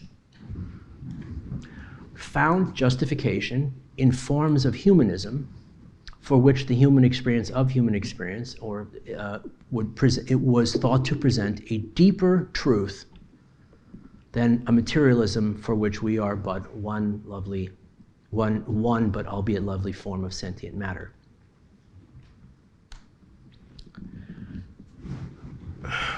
Recently, this is not recently anymore after I wrote it, but when I wrote it, it was recently.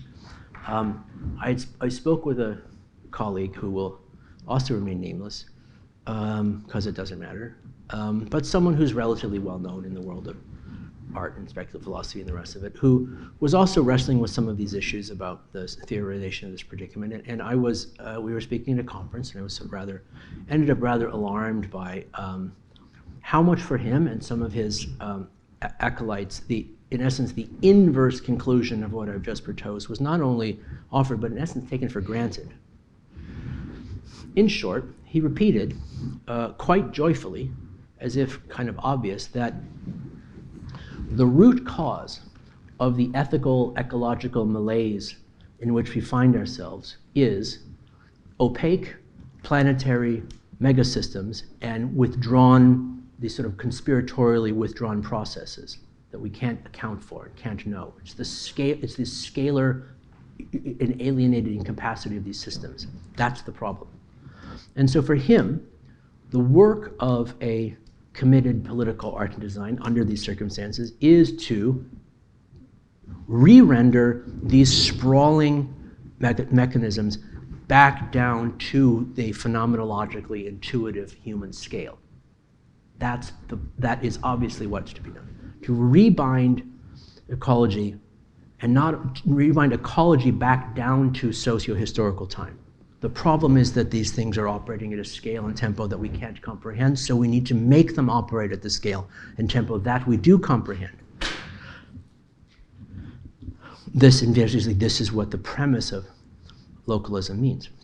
Now, to do so, he said, is not only so that people can understand these things in regular terms, but that the abominably inhuman scope of these systems and their effects can be reformed and retrained and tamed. We can heal, he said, the anthropogenic predicament by descaling its unnatural complexities back down to the graspable, proximate, organic norm. This approach, to say it one more time, is symmetrically opposite, I think, of what is to be done. The work of design that is needed that would actually provide some kind of paths out of this predicament is absolutely not one in which the vast and impersonal temporal and spatial scales of planetary systems are brought to heel and drawn down to intuitive, neurological, and emotional comfort zones. To think and design in other ways and in other scales is not only now theoretically more defensible, it is a unnegotiable necessity. The weaving of longer circuits, as Bernard Stiegler puts it, that should in fact head in the opposite direction. Design scaled to the scope of the real, not reality downsampled to the digestible. Yeah. That said, the Anthropocenic puzzle this predicament is not unscrambled quickly just by reason getting its way. Because, among other reasons, the means, the media, by which we get outside of these prejudicial, limited intuitions about how the world works may also be the very means with which and by which we undermine the ecological substrate of the world itself. So, going back to the other side of this point about the way in which climate change is itself an epistemic accomplishment of planetary scale computation.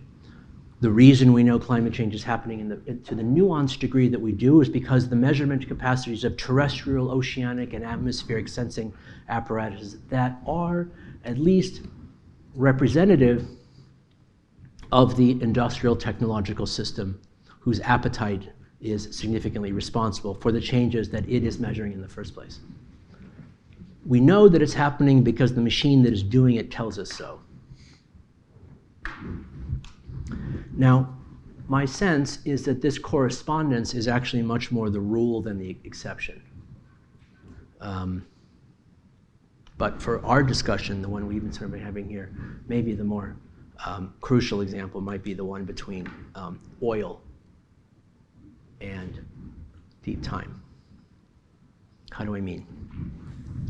So finding oil was and is a kind of motivation for the excavation of the earth, digging holes. An ongoing project that churns up sedimentary layers of, among other things, fossils, and in this provided the core evidence of an old earth, of deep time. If not for the disgorging of fossil fuels since the late 19th century, roughly, we would not have this Anthropocene, this Petrocene, if you like. And if not for the economic incentive to look below the rocks and look at them very carefully in this way, we may not have been confronted with the evidence of the utter discontinuity between anthropometric time, how we conceptualize the temporality of the world, with actual planetary time. That we would not have, in fact, discovered this and been confronted with this insight. Mining made geology possible, and geology made the unthinkable abyss of deep time a fundamental truth. So, even if deep time is one of the ways that we have learned to de-link social and phenomenological time from planetary time, because we come to understand that our sense of tempo and rhythm is actually not the tempo and rhythm of the world in which we live. Its discovery was made possible by an industry that operated upon a nature that it imagined was cooperative with the local conceit that ecological time was subordinate to social time. That the reason it was possible to go ahead and do this is because the presumption was that the planet ran on our clock. But now also by, in essence, the accidental fulfillment of that superstition, by the actual binding of social time and geologic time. As Deepesh Chakrabarty and others have put it, one of the things that the Anthropocene does is it makes ecological time run on social time. That the economic time, the economic impetus of our excavation has in fact made the planet operate in accordance with this, and it determined it in accordance with this as well, at least in the short-term sense. So, to summarize, we dig for oil because we think the planet runs on our time, but because we did this, we learned that that was not true. But by doing that, we made it so. By pursuing the illusion as if it were true, we discovered as a byproduct that it was false. But the byproduct of doing so was that we made it true.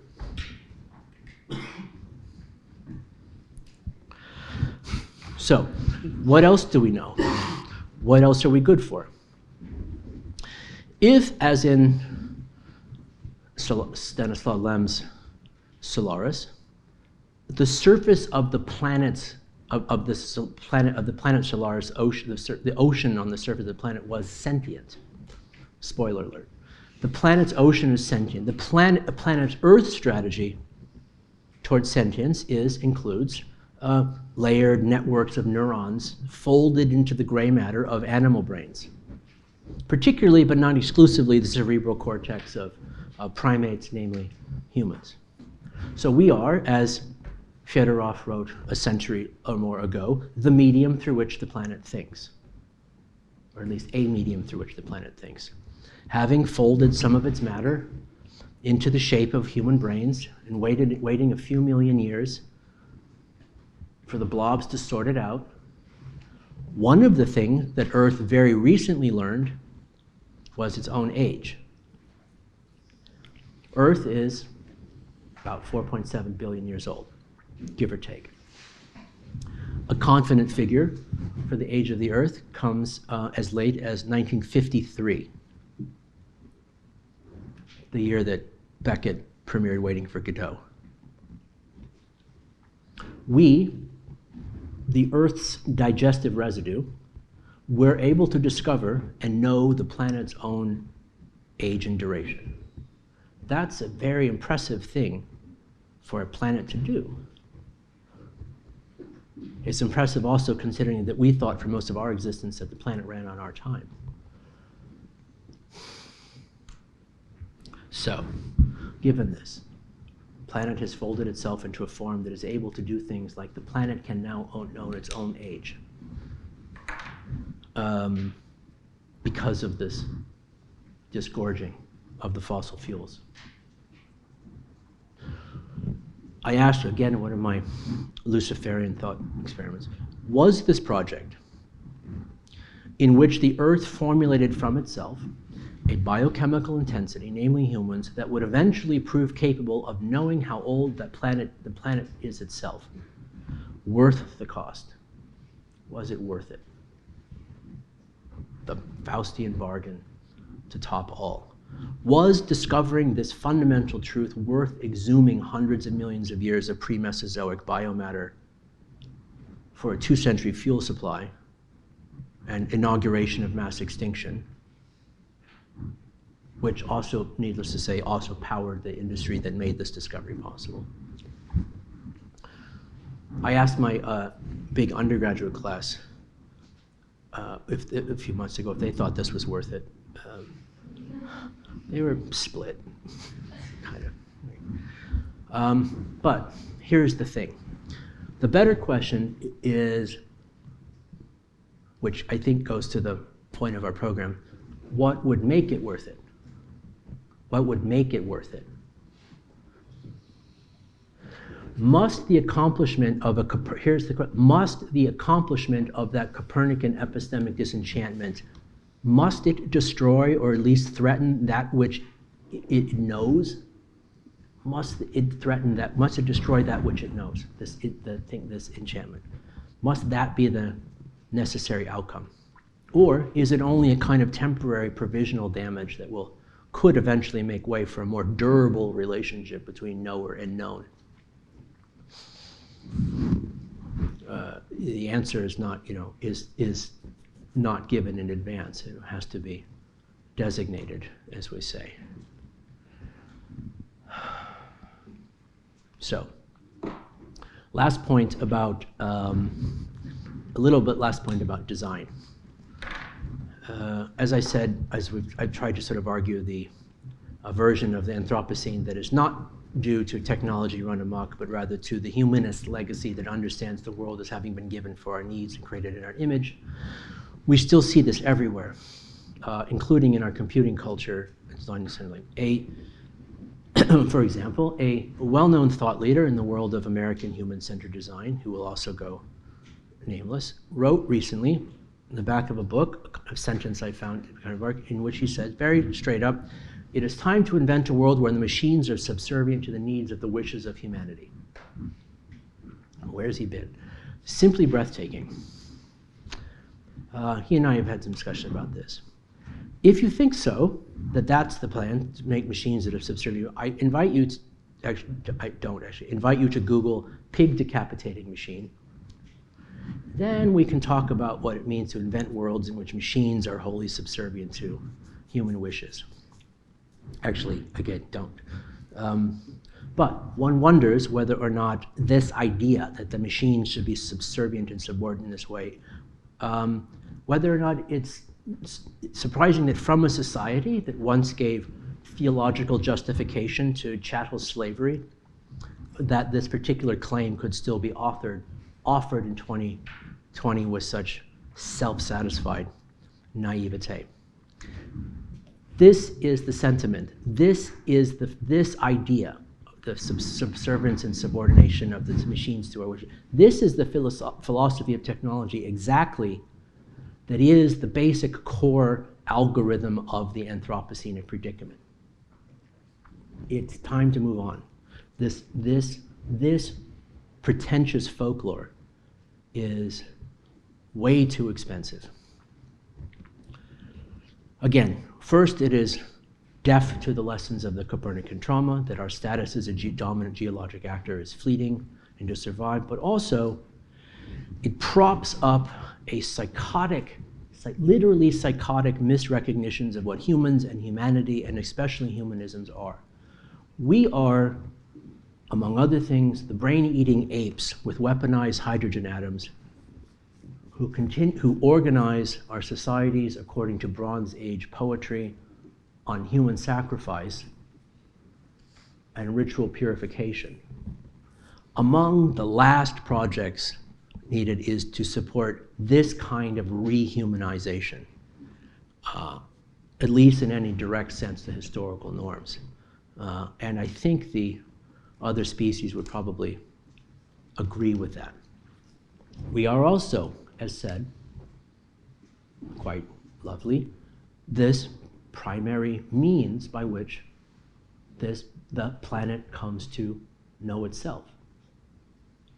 As this mediating folding of this cognitive residue. What is that project?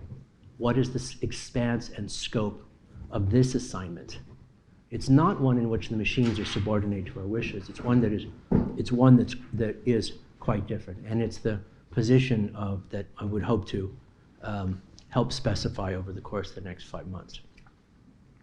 So that's what I have to say about that.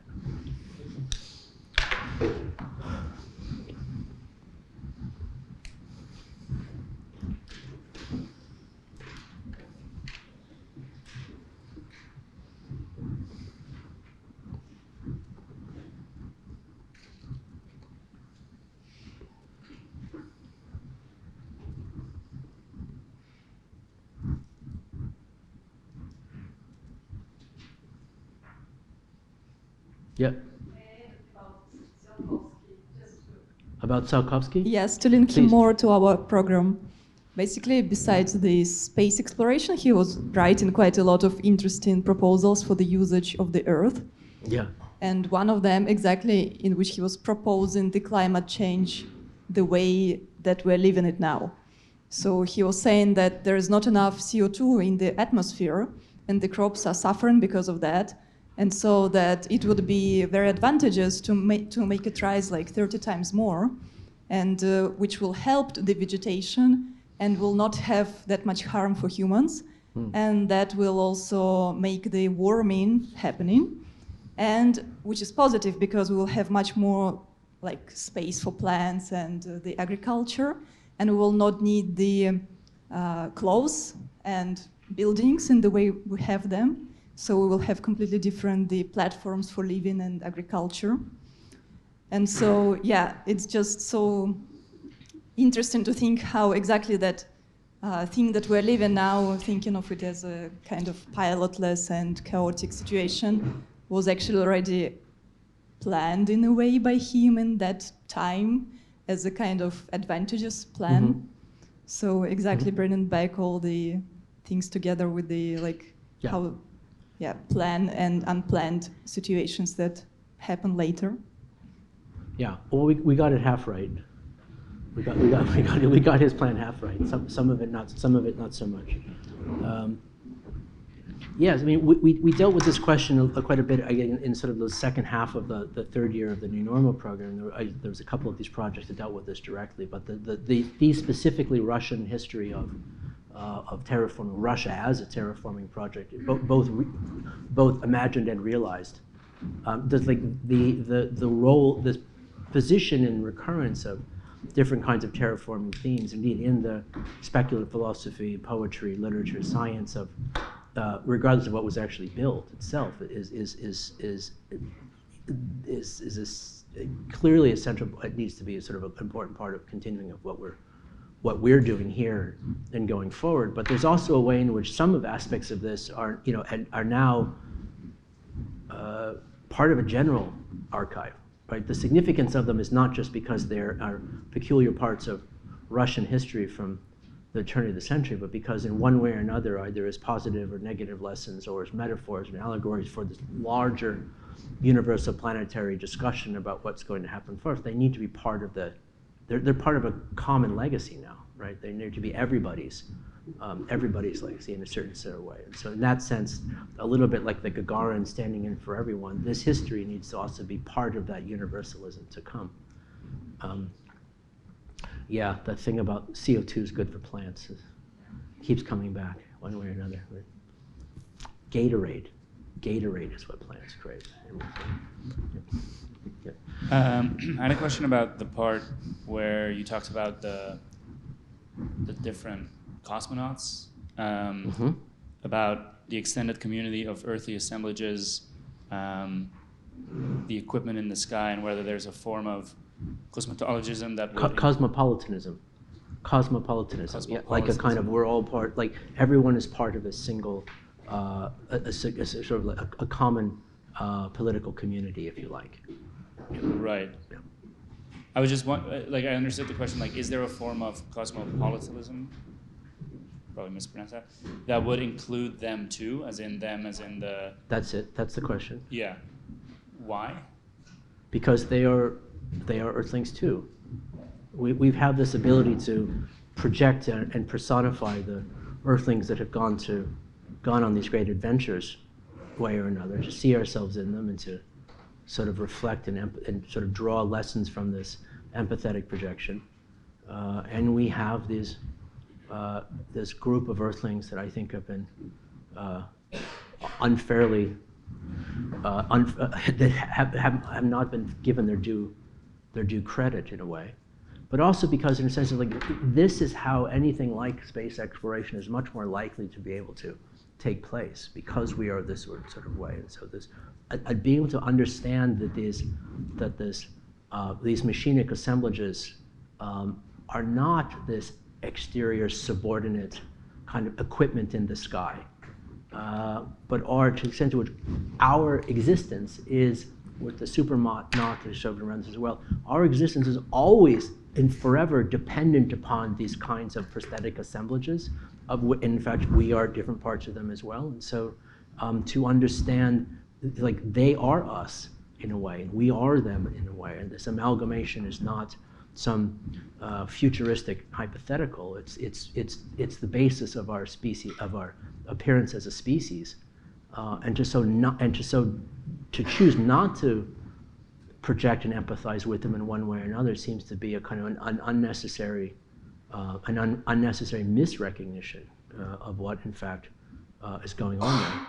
Not the least of which is there are these actually continuing direct social relationships between them and the guys in Pasadena. But it's really more this question of like sort of identifying like there's this misrecognition of the relationship between us and the machines here, and that misrecognition, one thing that is symptomatic of this misrecognition is the absence of interest and empathy with the Earthlings that are up there in the same way. Yeah, I mean, I understand the call for that as in terms of creating it's an example that I'm trying to use. I mean, like right. If we had school children gather together and sing songs to U2 on the moon, I'm not saying it really would make all that much of a difference. It's really more the question of a sort of an observation of considering the extraordinary career of these Earthlings how anonymous and indifferent we are. That's it. That's all. Is it kind of, I'll just continue, how we define the life itself in relation to artificial intelligence when we are trying to Maybe trick the computer like he's a human or she's a human or something like that? Or the starter tests thing? Yeah, I don't mean to. Yeah, to this point, it's like this sort of this sort of conceptualization of our relationship, to reconceptualization of our relationship to it in one way that is a bit more, as I say, sort of expressive, empathetic, is not to personify them. I don't think it. I think to your point, it's not to sort of imagine them as weirdly shaped people, and you know, with cute names and sort of rest of like this. If the only way in which we're kind of able to understand and comprehend the significance of our relationship with an assemblage that's on the fucking moon, wow, is to draw a smiley face on it and give it a name, then we're really not up, we're really missing the boat. Yeah. I just wanted to clarify one of the points on the extinction and those synthetic creatures that are to come. Do you mean I'm against extinction, if this is generally the question. Yeah. Do you mean that there are going to be some robotic creatures, or it's more about gene engineering and revival of those species that are already You mean extinct? like de-extinction, like George Church bringing woolly mammoths back to life? Yeah, like in some science fiction. Not really. I also sort of think like the idea that like sort of this observation that there's this massive extinction event happening simultaneously with this something like a Cambrian explosion in machinic species, that they're happening at the same time. It's not coincidental that there's a kind of relationship between this one or the other. I said it sort of explicitly, I'm not suggesting that one will replace the other and it's all fine. But rather more that the relationship between these two dynamics is one that is of tectonic significance, and one to which we need to probably address a better relationship between these as well. There's no reason that the appearance of one has to come at the expense of the other. And there may be ways in which the appearance of the latter may have a much, much different role to play in reversing or ensuring that mass extinction does not take place in one way or another. You could imagine a much better world in which they could all play together, rather than one having to come at the expense of the other. But in terms of that, I mean this sort of no longer in two senses. One is that in different ways, if we sort of came to accept and understand the artificially of our own amalgamation with these systems and our dependence upon them. Right? It's not as if like we're okay and then we express thesis, but our survival is dependent upon these amalgamations. And if we were able to sort of address and accept this a little more directly, this might invite forms of internalization, externalization, relationships with these technologies that would be quite different, that might be better, that might be less exploitive, that might be more all kinds of good things.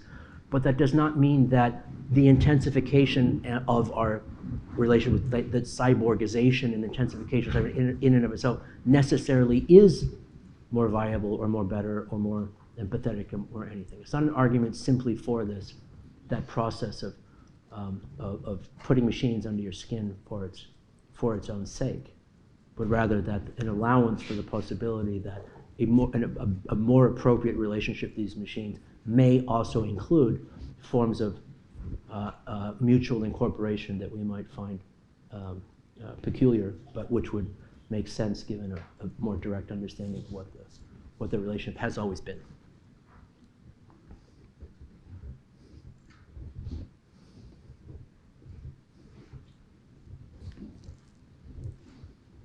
Is that clear? I mean, the basic is that there's an approach to a more viable form of this cyborgian relationship is not the same thing as saying is that the intensification of cyborgian relationship is viable in and of itself, right? Okay.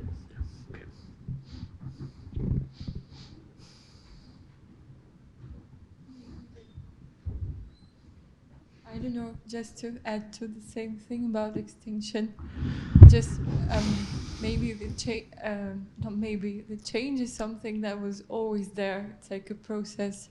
Just to add that, for example, I know that there's a sort of famous Indian tea, so we know that tea comes from plantations in India, and I know that earlier it used to be coffee, but then there was some insect invasion and it killed all the plantations, so people changed the topic, so to say, of that plantation, started planting tea. So to a certain extent it's not something new, that it just happened. So but we got measurements of this. The rate of extinction that's occurring now against what we'd expected at background rate is orders of magnitude off the charts. This process of ecological replacement and displacement and speciation, you're right, there's a rhythm of churn there, but what we're doing now is nothing like like that background rate. It is, but I'm just thinking it's sort of impossible to restore things which are gone. It's more of just bringing in something new. It's not possible. It's not at all impossible to restore. The question of whether or not what a restoration would be, is it restoration for the sense of trying to hit rewind back to some kind of pre-lapsarian ideal, or is it a restoration because this, as an artificial intervention, would have the outcomes that would be the ones that we would desire? I think precisely because it can be remade in different ways, it can. The question of, again, to some extent, the question of what's restoration and what's an introduction, what is a kind of addition and what is a subtraction. And like in many cases, they may be hard to decide which is which. But no, there's no reason why restoration in a general principle would be off the platform at all. I don't see any reason why. But it would be in a sense because this is an artificial procedure, not because this is a rewind to the pre-lapsarian Eden. That's the sort of distinction in the qualification here. Right. Just maybe it would be easier to bring it, so to say, to the future with as much as possible from the past. So the more, because they are all sort of interrelated connections. So the less of, say, types of species we have, the more difficult it is to keep it stable, so to say. So diversity is one of the key things, biodiversity. So the more different species and connections there are, the easier it is to keep certain balance between them. So or a different level of vibrancy and viability between them, right? This is why this question of a biological heterogeneity at biodiversity at a species level in ecosystem is so important here, for sure. And what we might call restoration has to be part of that process. It's not really restoration, it's kind of like not preservation, but just carrying it together. Sir. Yeah, I just have a very small comments on.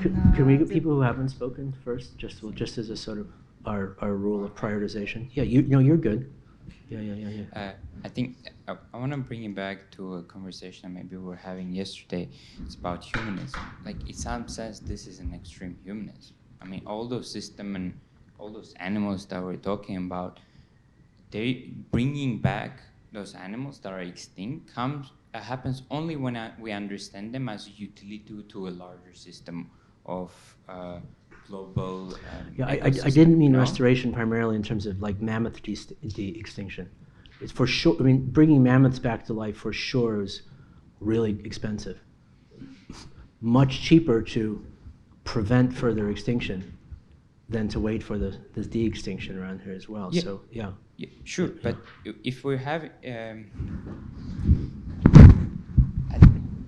if there will be interconnection between, let's say, the organic and non-organic life form that we're talking about. There will be. There always has been. Yeah. There always has been. Yeah. But the effects are not fully understood by us. Of course. It's sort of a wolf issue. That yes. you need to put more computational load into it to maybe understand what will be effect.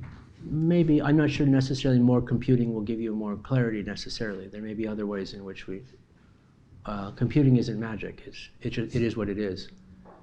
But yeah, there may be ways in which we can produce more comprehensive and more confident statistical predictive models so that some of those trophic cascades are less a shot in the dark. For sure, that would be a much better usage of the planetary scale computational apparatus that we have than the one that we're doing for, yeah.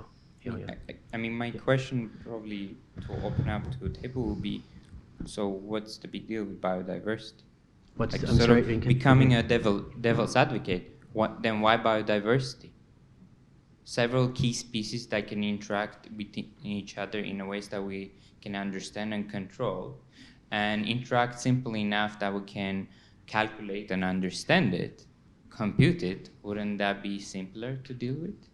But that wouldn't be that wouldn't work very well. This is what I'm suggesting about the problem of scaling down. This is the smart city position where you've got a model of the real that is the model, and the control system is capable of certain kinds of things, and so you in essence sort of squeeze the reality into what the control system is capable of doing. This always ends in tears. We don't need to have complete absolute, atomic level mastery over the planet in order to actually do something different with it than we actually are. It's not the use of computational simulations as a way to enter into this is not a predicate of some kind of a necessity of omniscience. Omniscience and omnipotence is not part of the story, as I sort of see. It's not possible, nor is it necessary. But having a better sense of, like, if we do this, what is likely to happen, the computation is a fantastic tool for kind of developing and constructing and predicting likely patterns in huge amounts of multivariate systems that are way too complicated for our brains to sort out. It's a really good cognitive prosthesis in this standpoint, and so this is a much better use for it, I would say. But am I missing your point? I didn't, yeah. I don't really have a point. I sort of wanted to open a conversation about utility of this biodiversity. That's all sort of I'm trying to. Okay, there's much longer conversation about this. The utility of biodiversity is vast, and it's in lots of different. It works in lots of different ways. The most important part of it, one way or another, is that it's a much more stable system, that it will in this way as well. And so if you imagine the function of whether it's from ecological management to synthetic biology, it's not only stopping extinction and and sort of arresting it in a certain sort of way through other sort of means, but actually, what does it look like if you go even in the other direction, where there's more biodiversity than there was during the Holocene era? That the next geologic era is actually more biodiverse than the one before the Industrial Revolution. Shouldn't that be the goal after the arresting of this issue? So it's not going backwards. It may be, in fact, an increasing of this as well. That's a little bit what I meant with, and I would include the sort of the organismic diversity within this to be inclusive of those machinic assemblage systems as well.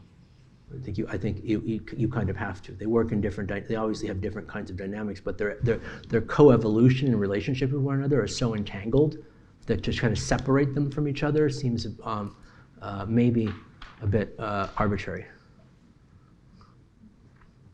I think maybe this stems a little from that. So I guess if the plan will most likely be authored, or at least co-authored by humans, I kind of wonder about the scale, not of the project, but of kind of the audience to get it going. I guess on the one hand... I'm not sure I would first think of it in terms of author and audience. I guess not of the... I think if we start from the premise that it's about author and audience, that forecloses a lot of different sort of starting points. Yeah. I guess I was would be thinking- worth deciding that that's what we want to do before we do that. No, But but anyway, go ahead. I guess Yeah, yeah. where to kind of position the scale of starting a conversation between hoping not to focus on over-individualization, but at the same time kind of not going too large in scale towards kind of, okay, change the geopolitical structure as a starting point. So sort of something between, yeah, being kind of moving away What from would you do if you were to over-individualization. change what's on your short list for ways in which we would change the geopolitical architecture? The architecture? Yeah, what would we change for the geopolitical system you're talking about? Like Yeah, I mean, I think what do you have in mind? definitely waste cycles, I think, have been really interesting in the discussion. But I guess, yeah, I kind of just wonder about that. Mm-hmm. The starting point of Right. we're kind of imagining the whole interconnected. We're getting more and more and more interconnected and embracing within the complexity. I think of I'll sort of answer it this way. I think within the scope of this 5 months, we may want to think of it a little bit more in terms of what are the endpoints that should be the normative gestures that we would want to defend, and work backwards from those, starting from where you are and working toward an end goal that you're not quite sure of. That can be a very workable strategy. I think one of the things that we will end up doing, however, nevertheless, is the other way around, where it is about the specification of and articulation of other normative claims about what that geopolitical architecture, geotechnology must be and should be. Then we can discuss what from here to there looks like. Which is to say, I guess I'm sort of suggesting is like, let's for now, at least, train our attention on the ends, and let the discussion of means be a function of that, rather than focus our attention on means and let the ends be a function of that.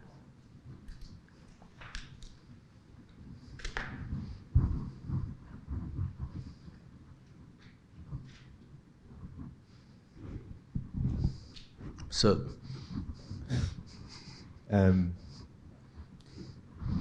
you gave us a description of I think a colleague saying what they thought the root cause of this ecological ethical malaise, I think was the term, and the conclusion that they then went on to from that. The conclusion obviously you don't agree with. Do you agree with the premise on any level?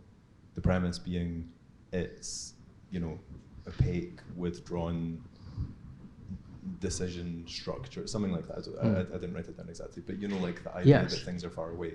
Yes, which I think we've talked about in a few Right. we talked about in a few different ways. That this disjuncture between our ways of conceiving and we're at this point, I think, in this sort of trying to come back to try to reconcile multiple traumas at the same time. We discovered not only does this one thing not work in the way that we thought it does, but there's like one thing per week that doesn't work in the way which we sort of thought it was in certain ways as well. And again, I'll stick to it that I think the step is the scaling of our conceptualization down toward the scope of the issue, sort of in the long run. I think where you're maybe going with this, and also sort of in his characteristic, that it had to do that there's a difference between a system that is opaque, in the same way like the meetings of the Federal Reserve are opaque, and systems that are illegible or incomprehensible given the way in which we imagine, the way in which they, as the result of them actually not working the way in which we thought they would work. This results in them appearing to be chaotic and illegible. In the same way as like if you can't read a language and you're looking at the words and you're trying to turn that word into a language that you know, like walking around Copenhagen with a map of Frankfurt, it also will introduce some frustration. And I think what might happen is even if the systems might seem, let's imagine the endpoint systems, wherever they are.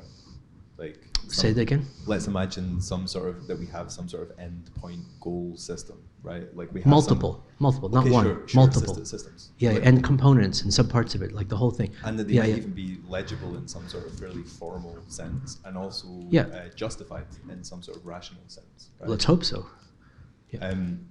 I think you also said something along the lines of you don't solve the puzzle through reason, something like that. And I assume the puzzle. I don't think so.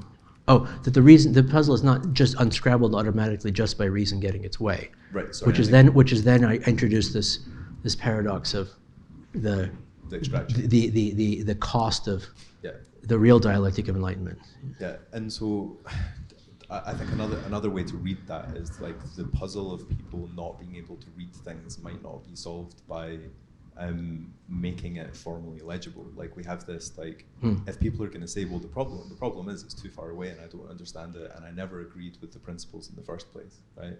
Mm-hmm. Maybe it's similar to the legitimacy point I was making yesterday. Mm-hmm. What occurred to me was that there might actually be a way to bring, trying to think backwards, like if you're going to include oil companies in the solution to the problem by saying you took all of the fossil fuels out, now you need to put them back, right? We also have another kind of complex, like the sort of advertising marketing complex, the art cultural complex or whatever, mm-hmm. which has been propagating a certain kind of idea. It's been going in one direction, which might be unhelpful for the way the systems would operate. Mm-hmm. That it might also be the case that what you need to do is take these types of structures, organizations, markets, or market structures, organizations, and do something similar. Mm-hmm. That it's not just about the physical material thing, but actually what's going to justify it is. Yep. I think so. Yeah, I mean, I appreciate the sense of abstraction with specificity what you're talking about, and yes, I think so. Yes. So I look forward to finding out what that means, or what's original. But I also appreciate the point. It's like something that is formally legible, or formally recognizable. Maybe the way I heard you say, like producing something of a rendering of this ends.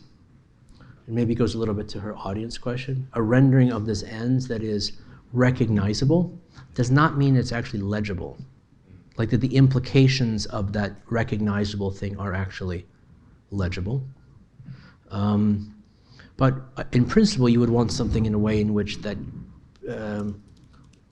someone else would have to learn how to read a little bit, learn how to make it legible. Because if everything is only presenting problems as already understood and presenting solutions in ways in which they can be quickly understood, then we're kind of wasting our time. There has to be a way, whether it is some sort of way in which it's not quite legible but can be made legible, not quite recognizable but can be made recognizable, not quite interpretable but can be made so. Not that it remains completely hieroglyphics and bizarre, but that there is a way in which the learning to read it and learning to think it and learning to conceptualize it in some way is possible. That might be the real function here. Are we on the same page? Yeah, and what I was imagining is the way that you might do this, like in the long term, is we're reproducing certain ideas through education, through media, that sort of thing. But it takes quite a while, I think. You don't have like a revolution in thinking super quickly, and we're potentially in a position where actually what we need is a revolution in thinking super quickly. We've had 10 years, right? This is why I introduced with this. Yeah. Okay, so working back, that's what I also kind of introduced this at the beginning, is a little bit like working back from here to now. Like you get a little bit of sense of like how much time there sort of is, right? Between now and 2050, there are 30 growing seasons. Where do you put the crop? Breaking it down in sort of a kind of timeline gives a kind of specificity and structure to it. And I think this is again why working backwards as opposed to working towards may be a constraint that actually forces better thinking. But I'm sorry, go ahead. Or maybe we need the big lie or the big truth or whatever it was going to be. Like, because this like the nuclear. What big lie would work? I mean, if you've got one in mind that you think would actually. I'm not. Hear me out. No, Oh, I'm no, sorry. no, Yeah. No, just lots of little lies. Scientology. Yeah, well, you know this thing about the nuclear waste. Like, I'm sure I saw somebody tweet about this, like a passage from a book that was about sort of like a nuclear priesthood, some sort of idea that like you would. Is that what it's called? Sadist. You mean the weird South American Maoist from the 70s who thought that.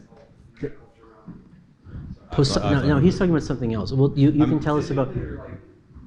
He had nothing to do with nuclear power. He was this weird Maoist South American who thought was for nuclear war, because like that's the proper way to end capitalism and to start new is to have a nuclear war. Plus the aliens. He also was into UFOs. Thought the aliens were socialists because of course they are, and that you can communicate directly with dolphins. 70s were a hell of a time. Yeah, I was thinking more of some sort of like nuclear Gnosticism, some sort of like the idea that, like I say, this is not my idea. This is someone else's idea, right? And I don't think that it's maybe a bit too much of a throwback to a kind of structure that nobody really would buy now or that would be unpopular. But like maybe there is some sort of what are the things that people are inclined to believe or the systems that people are inclined to follow? I mean. There have been things which have gained traction pretty quickly, like the idea of the whatever that life is a simulation, like that sort of just like felt like it just appeared one day and then was really I don't think people really believed it, but like it got widespread really fast. Yeah. And you would think if you had like every single extremely smart advertising marketing person and everybody else, whatever that would be. Like, I don't know if it's people who think about theology, if they think about the virality of theology or something, like if that's a PhD. But like, yeah. I think all I'm suggesting is that Reggie Debray did a whole book wasn't about Jesus, it was about Paul and the mediation and virality of religion. Yeah. Like how it's communicated, how it was marketed. Right. Yeah. Yeah. So I guess all I'm thinking is like maybe that's sort of like an aspect that ties together the person who says what we really need is to bring everything back down to a human scale, when maybe what they mean is we need people to understand the ideas. You can bring the ideas down to a human scale. No, that's not what he meant. Like that's what you mean. No. That's what you mean. That's not what he meant. Yeah, but maybe if you give him this solution, he'll say, okay, good enough. Maybe. Yeah. If we're defining this the kind of viral semiotics of idea worms. And their material power to actually motivate mobilization is part of this whole process for sure. You have to be part of the whole process. I think we should be careful to presume that, given with the 20 sort of thing, that like step one is convince everybody. No, that's not what I'm suggesting. Okay, I'm just suggesting. But that idea worms are part of the. Stratagem. I'm just saying I think the worst case scenario is to say to people something along the lines of, I don't care if you like it, this is what we're doing. Or even worse than that, to say, you'll thank me later. Like it has to be, I think that it's more like these things are gonna have to, if not go super tightly hand in hand, just that. Yeah, there's also ways in which, whether for good or evil, people inhabit systems that they don't really understand, and they don't really worry about not understanding all of the time. I don't know. I mean, if someone can sort of tell me, like, really precisely where the electricity comes from that's powering this room right now, like which plant, like where on the grid is this coming from? And I assume it's either natural gas or coal power. But yeah, but I want somebody else to say something. What? Like, no, I know. I can get. I can guess what energy are. But my simply sort of saying is like, there may be ways in which some of these transformations can take place that are neither met with opposition or acquiescence, because they're not necessarily ones that invite that kind of response. Sorry, yep. Okay. I think it's less that people need to really know and that they need to really understand it. They need to feel like somehow it's sort of understandable and it sort of kind of makes sense. Like, to the extent that they're thinking about it at all. That's kind of what I mean. I think that's good enough, but that's not easy, you know, because there's so many layers of like understanding. Like if you can say this thing where I was saying like people voted for a government and therefore they have to put up with it, and Phil made a very good point, which is nobody voted for any of this shit. We didn't vote for deep sea mining or for iPhones, you know. But there's an idea. No, but this is my point: is that most of things are not voted, and so focusing on this as there's a sense condition of change is not so necessarily backed up by evidence. Somehow, for some reason, it's somehow legitimate.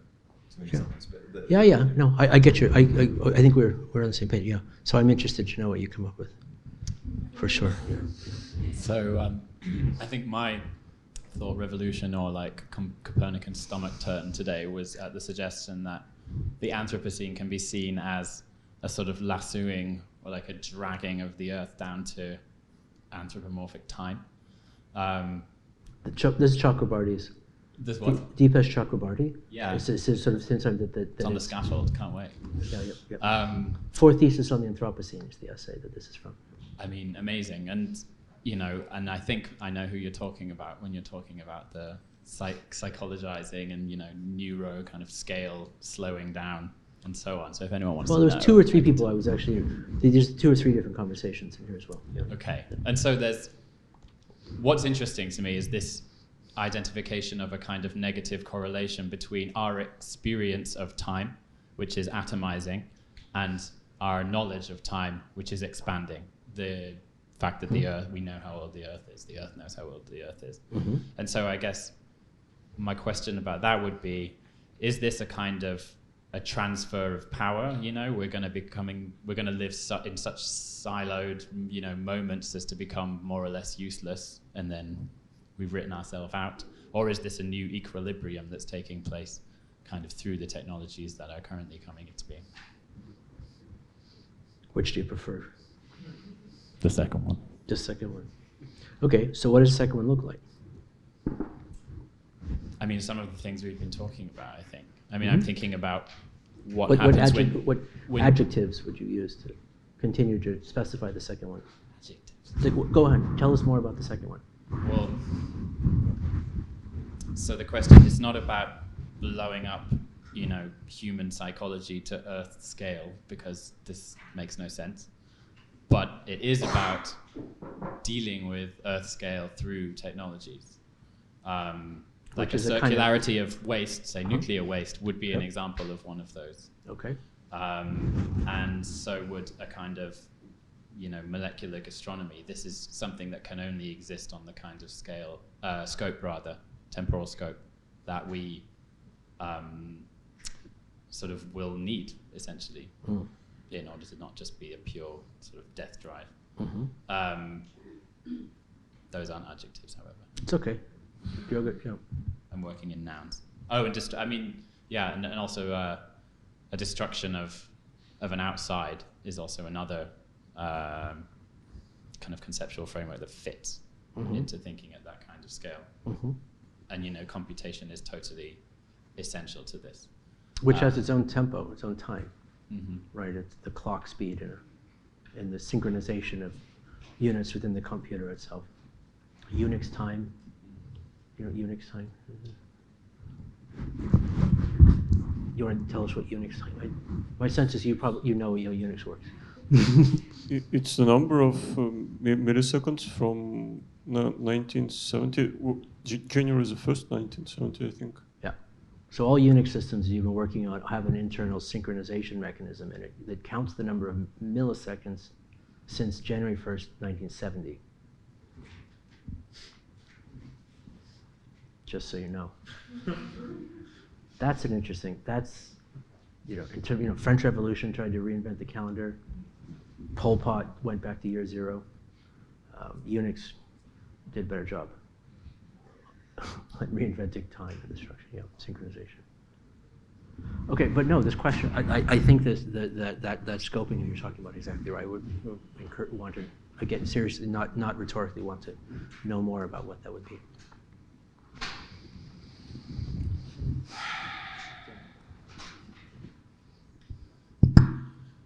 just on that last point, sorry, can we maybe address or think about the paradox that even though the problem is this flattening of these two timescales, now we literally have a decade or a century to deal with it. Therefore, part of the solution is very much to think to think real fast. Yes. Yeah, so yeah, how, right. how where does that sit within the? We'll have to try a lot of different things. I think there's part of the plan. I think has to be a kind of maybe a evolutionary approach. It's like there'll be. It's kind of we have to try lots of different things, and the ones that will work will essentially make themselves known in different kinds of ways. But I think anything that we would stand that would suggest it would have a longer term durability would be on the sex. But yeah, your point is great. Yeah, we have to think really fast about things that are really slow. Exactly, that's like the core premise is that even though it was part of the problem, it's actually fundamentally the only solution. Yeah, there you go. Agree.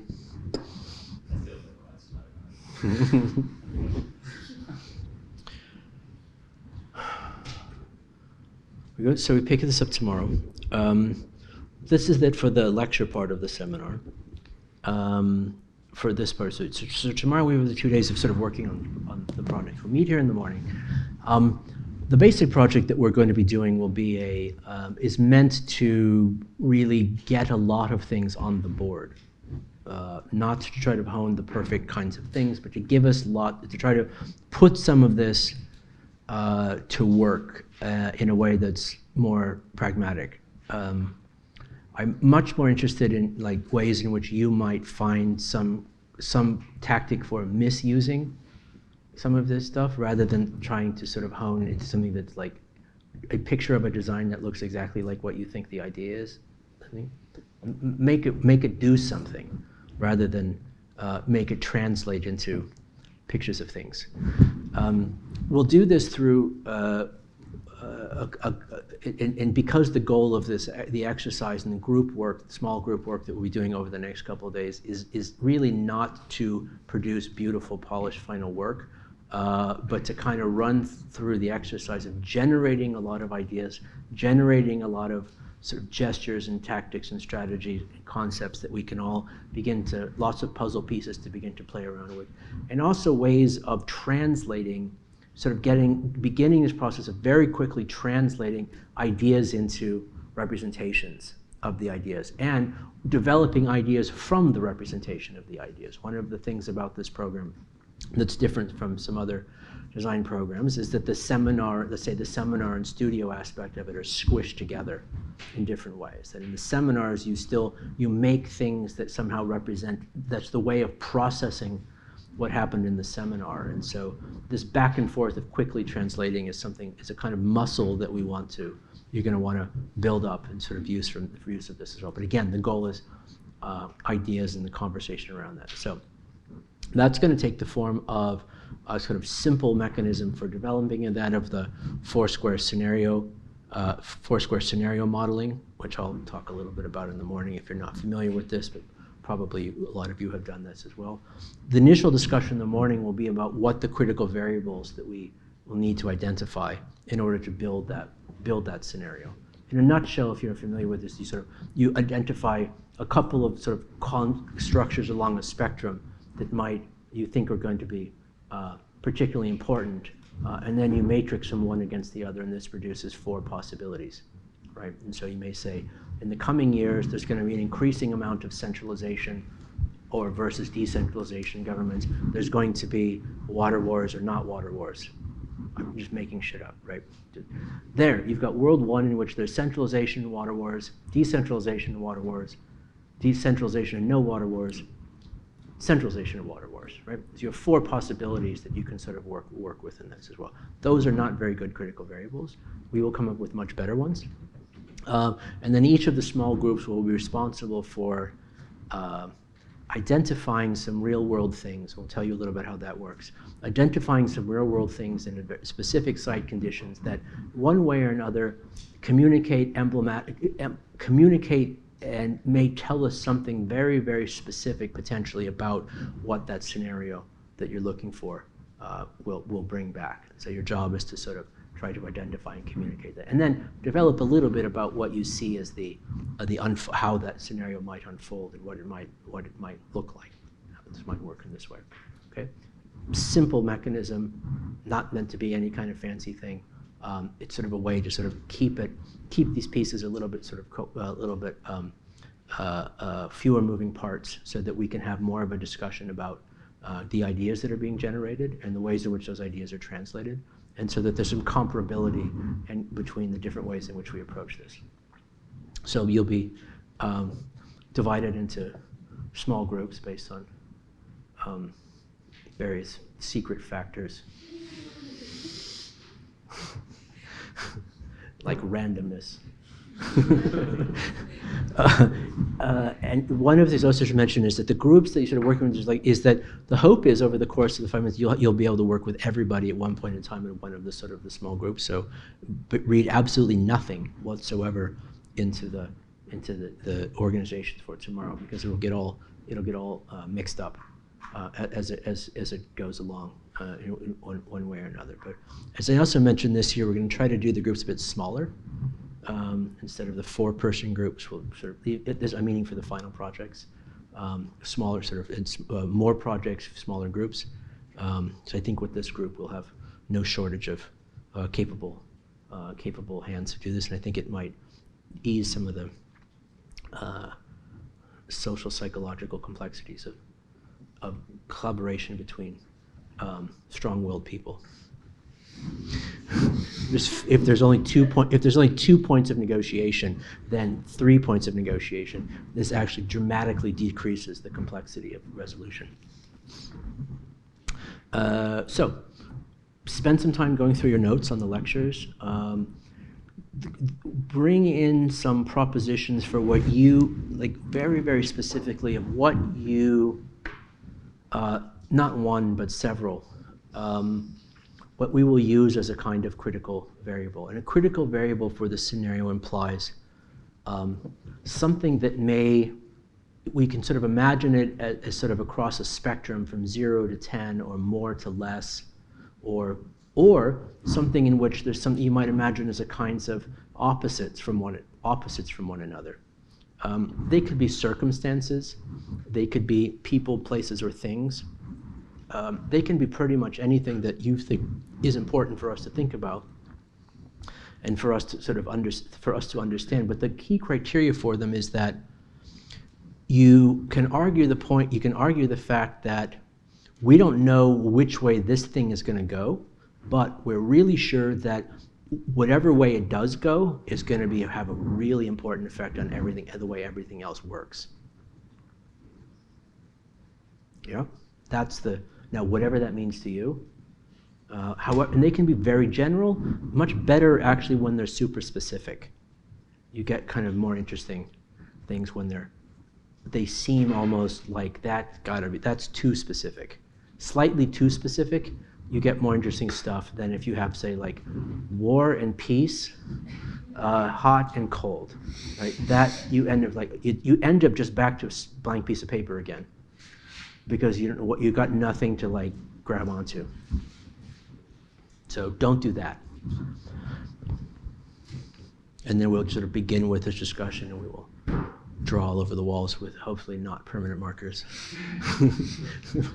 Why anyone leaves permanent markers in here next to the wall, it seems to be like it has to have been deliberate. There has to be some form of mischief at work. There's a sir. For like next 10 years or so, or yeah, let's use our 2030 as our kind of deadline. Let's put that to work for us. And again, what we're defining this is from this report. It's not that the world will end on December 31st, from 30 years from now, but rather that the runaway effects are likely to be outside of whatever sort of subsequent control, unless there is a fundamental shift before this time. And the longer we wait, the harder it gets, is the idea. And so, with this idea of thinking fast about slow things, what are those things that we need to be training our most attention on themselves? They can be economic, political, technological, geographical, nouns, verbs, adjectives, animal, vegetable, mineral, whatever.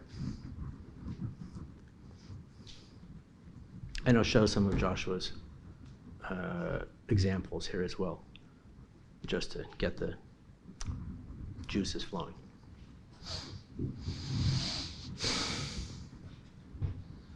All right, thanks everybody.